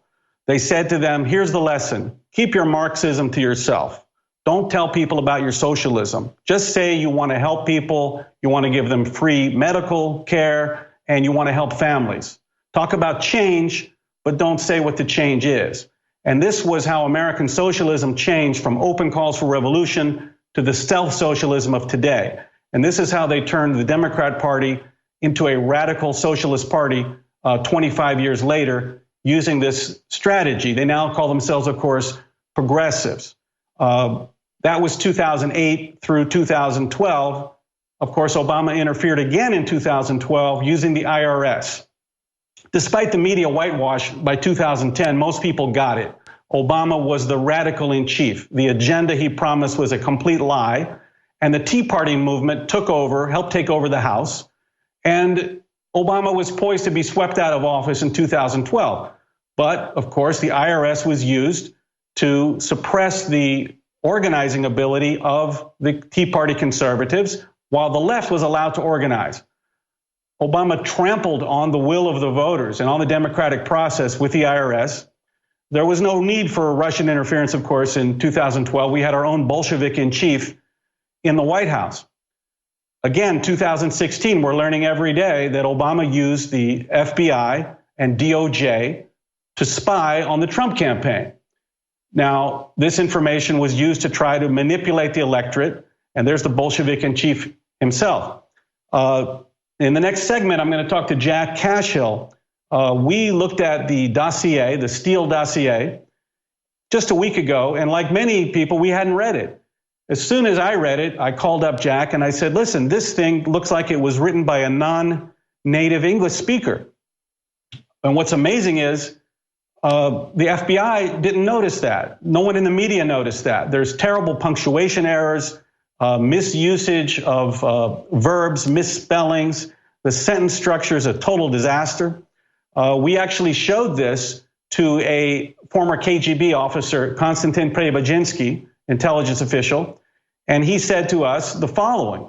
He said, this is not an intelligence document of any kind. There are no references. There is no information whatsoever. It's pure foolish speculation. He said, I was laughing when I was reading it. So this is how ridiculous this document is, yet people in the intelligence community, the FBI, the FISA courts, could not tell that it was a completely ridiculous document and intentionally used it to interfere in the 2016 election. So I have Barack Obama interfering in the last 3 elections. And in the next segment, Jack Cashill and I are going to get into some more details. Don't forget again, Art of the Insult in the Infowars store. We'll be right back with Jack Cashill.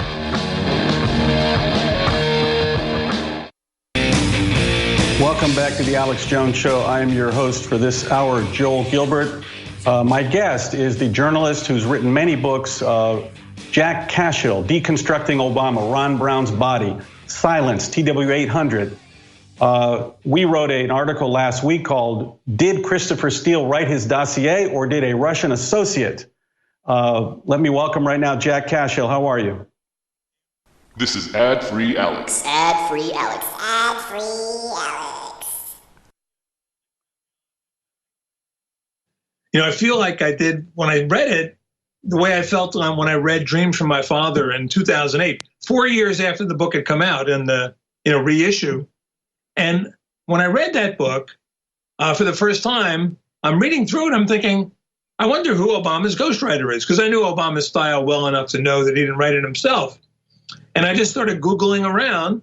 And when I put in Obama ghostwriter, all I got was, unlike John McCain, Obama doesn't need a ghostwriter. Barack Obama is a literary genius. He doesn't need a ghostwriter.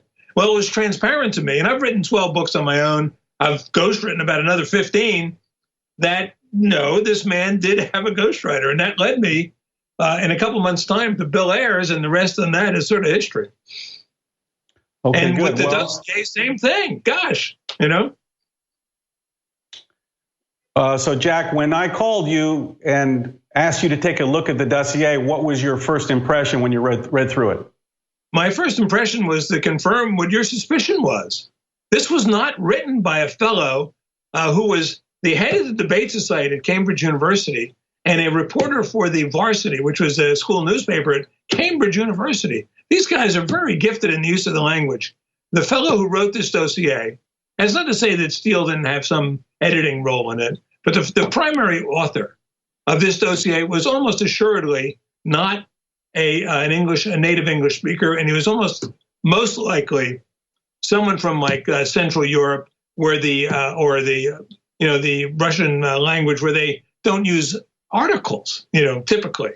And so that the absence of us and thus, the sort of random placement of commas, the phrasing, these awkward phrasing, especially on subjects of sex, like golden showers, urination show. Who says that? And it was constant throughout the document.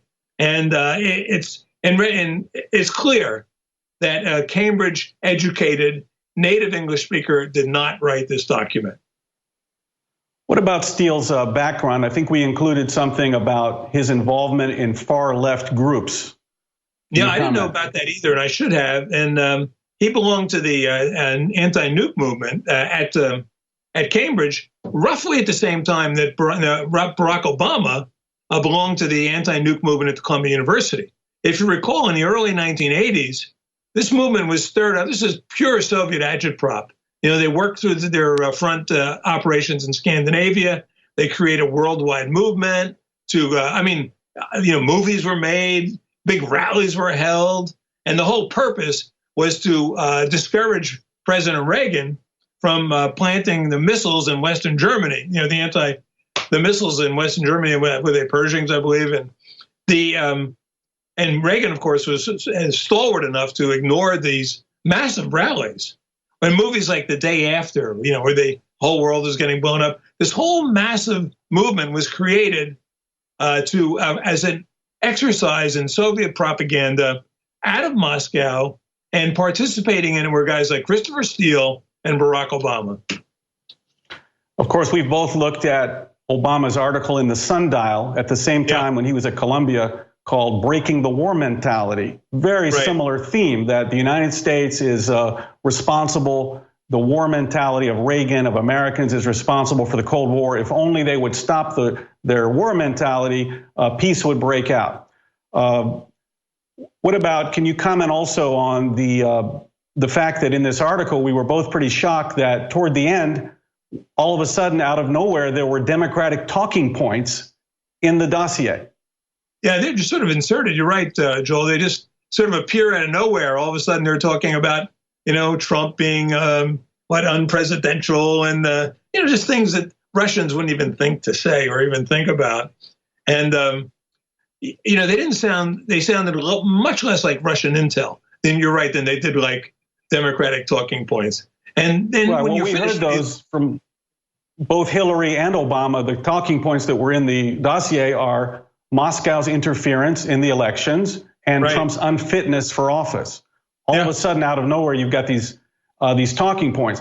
What was also interesting when we researched it more, of course, was that Cambridge University was actually not only a place that supplied British intelligence agents, but many KGB agents studied at Cambridge. Can you comment on that? Right.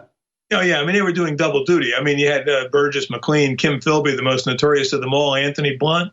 And these guys created a whole industry in terms of, the guys like John Le Carre, feasted on them for years because they began to infiltrate British intelligence while they were in Cambridge. And what the Soviets had them do was to stop protesting. Don't be obvious how hard left you are. Go soft, go subtle, get into the service. Kim Philby reached almost to the very top of the British intelligence apparatus before he was finally busted in the early 50s. Burgess and McLean weren't far behind. Anthony Blunt was, a confidant of the Queen. These guys were deeply, deeply embedded. And what they were doing, of course, was subverting British intelligence, corrupting British intelligence, and funneling that information back to their puppet masters in the Soviet Union. I don't doubt. I won't say I don't doubt. That's a little strong. I suspect that I would not be surprised if Christopher Steele were part of that same kind of process. Okay. And how can what do you say if you and I can look at this dossier, which has been online for a year? I don't know why I didn't read it for a year, but if we can take one look at it and see that there's very serious problems, how could an FBI agent, intelligence officials, the FISA court, use this document, which Konstantin Preobrazhensky said was complete foolish speculation, not an intelligence document of any kind? How could the media not have looked at it and come up with these conclusions that we did? Are we the only people that read this stuff, or are people intentionally don't want to know? Well, they don't want to know. And I reached that same conclusion with the Obama-Ayers connection. When I first, found my way to Bill Ayers, when it became obvious that he was the muse for the Obama's book, I said, how is it that no one noticed this? And it's even more obvious with the Steele dossier. It's like its problems, its grammatic problems, its syntactic problems, its language problems, drop kick you in the teeth. It's not like they're subtle, you know? And I get it, FBI guys aren't, skilled linguists, but the people in the media know enough to know that this was not written by Christopher Steele. They knew enough to know that. And yet so much hinged on Steele's, the sort of authenticity in his character and his legitimacy that they chose not to know any more than they had to know. And most, I didn't even read it. I mean, most people didn't read it. So they could get away with it and more or less have. The whole construct is falling apart now, but, and there's going to be a lot of unshoveling when this is finished. And it'd be fun to get my shovel in there and help them out. Right. Well, does this dossier speak to the fact that it got through to the FISA court, that Christopher Steele was involved, this left-wing intelligence agent? Does it speak, do you think, to a larger, wider left-wing, I guess let's quote Hillary Clinton, a vast left-wing conspiracy to get her into office and prevent Donald Trump and from being president and crush the will of the American voter? Yeah, I think you're right, Joel. I mean, if you look for a logic in the Russian collusion, I mean, let's go back to Sokol and Vanzetti when it started in the 1920s, when the Soviet Union realized that they weren't going to be able to create a workers' revolution in the United States. So their role was basically to undermine the role of the United States in the world, to soften the American people, to subvert the ideals of the melting pot, et cetera. They've been doing that for close to a century. If the Soviets, and let's face it, even though the Soviet Union is dead, there are a lot of old communists running the Soviet Union, people who think the way they always have and are not apologetic about their past. Who would they want as president? They would want a Barack Obama as president. They'd want a Hillary Clinton as president. They'd want someone who'd roll over, who'd push the restart button, Okay, all right, Jack, thank you so much. It's been really enlightening. We're going to sign off. This is Infowars. Stay tuned for the War Room. You're listening to The Alex Jones Show.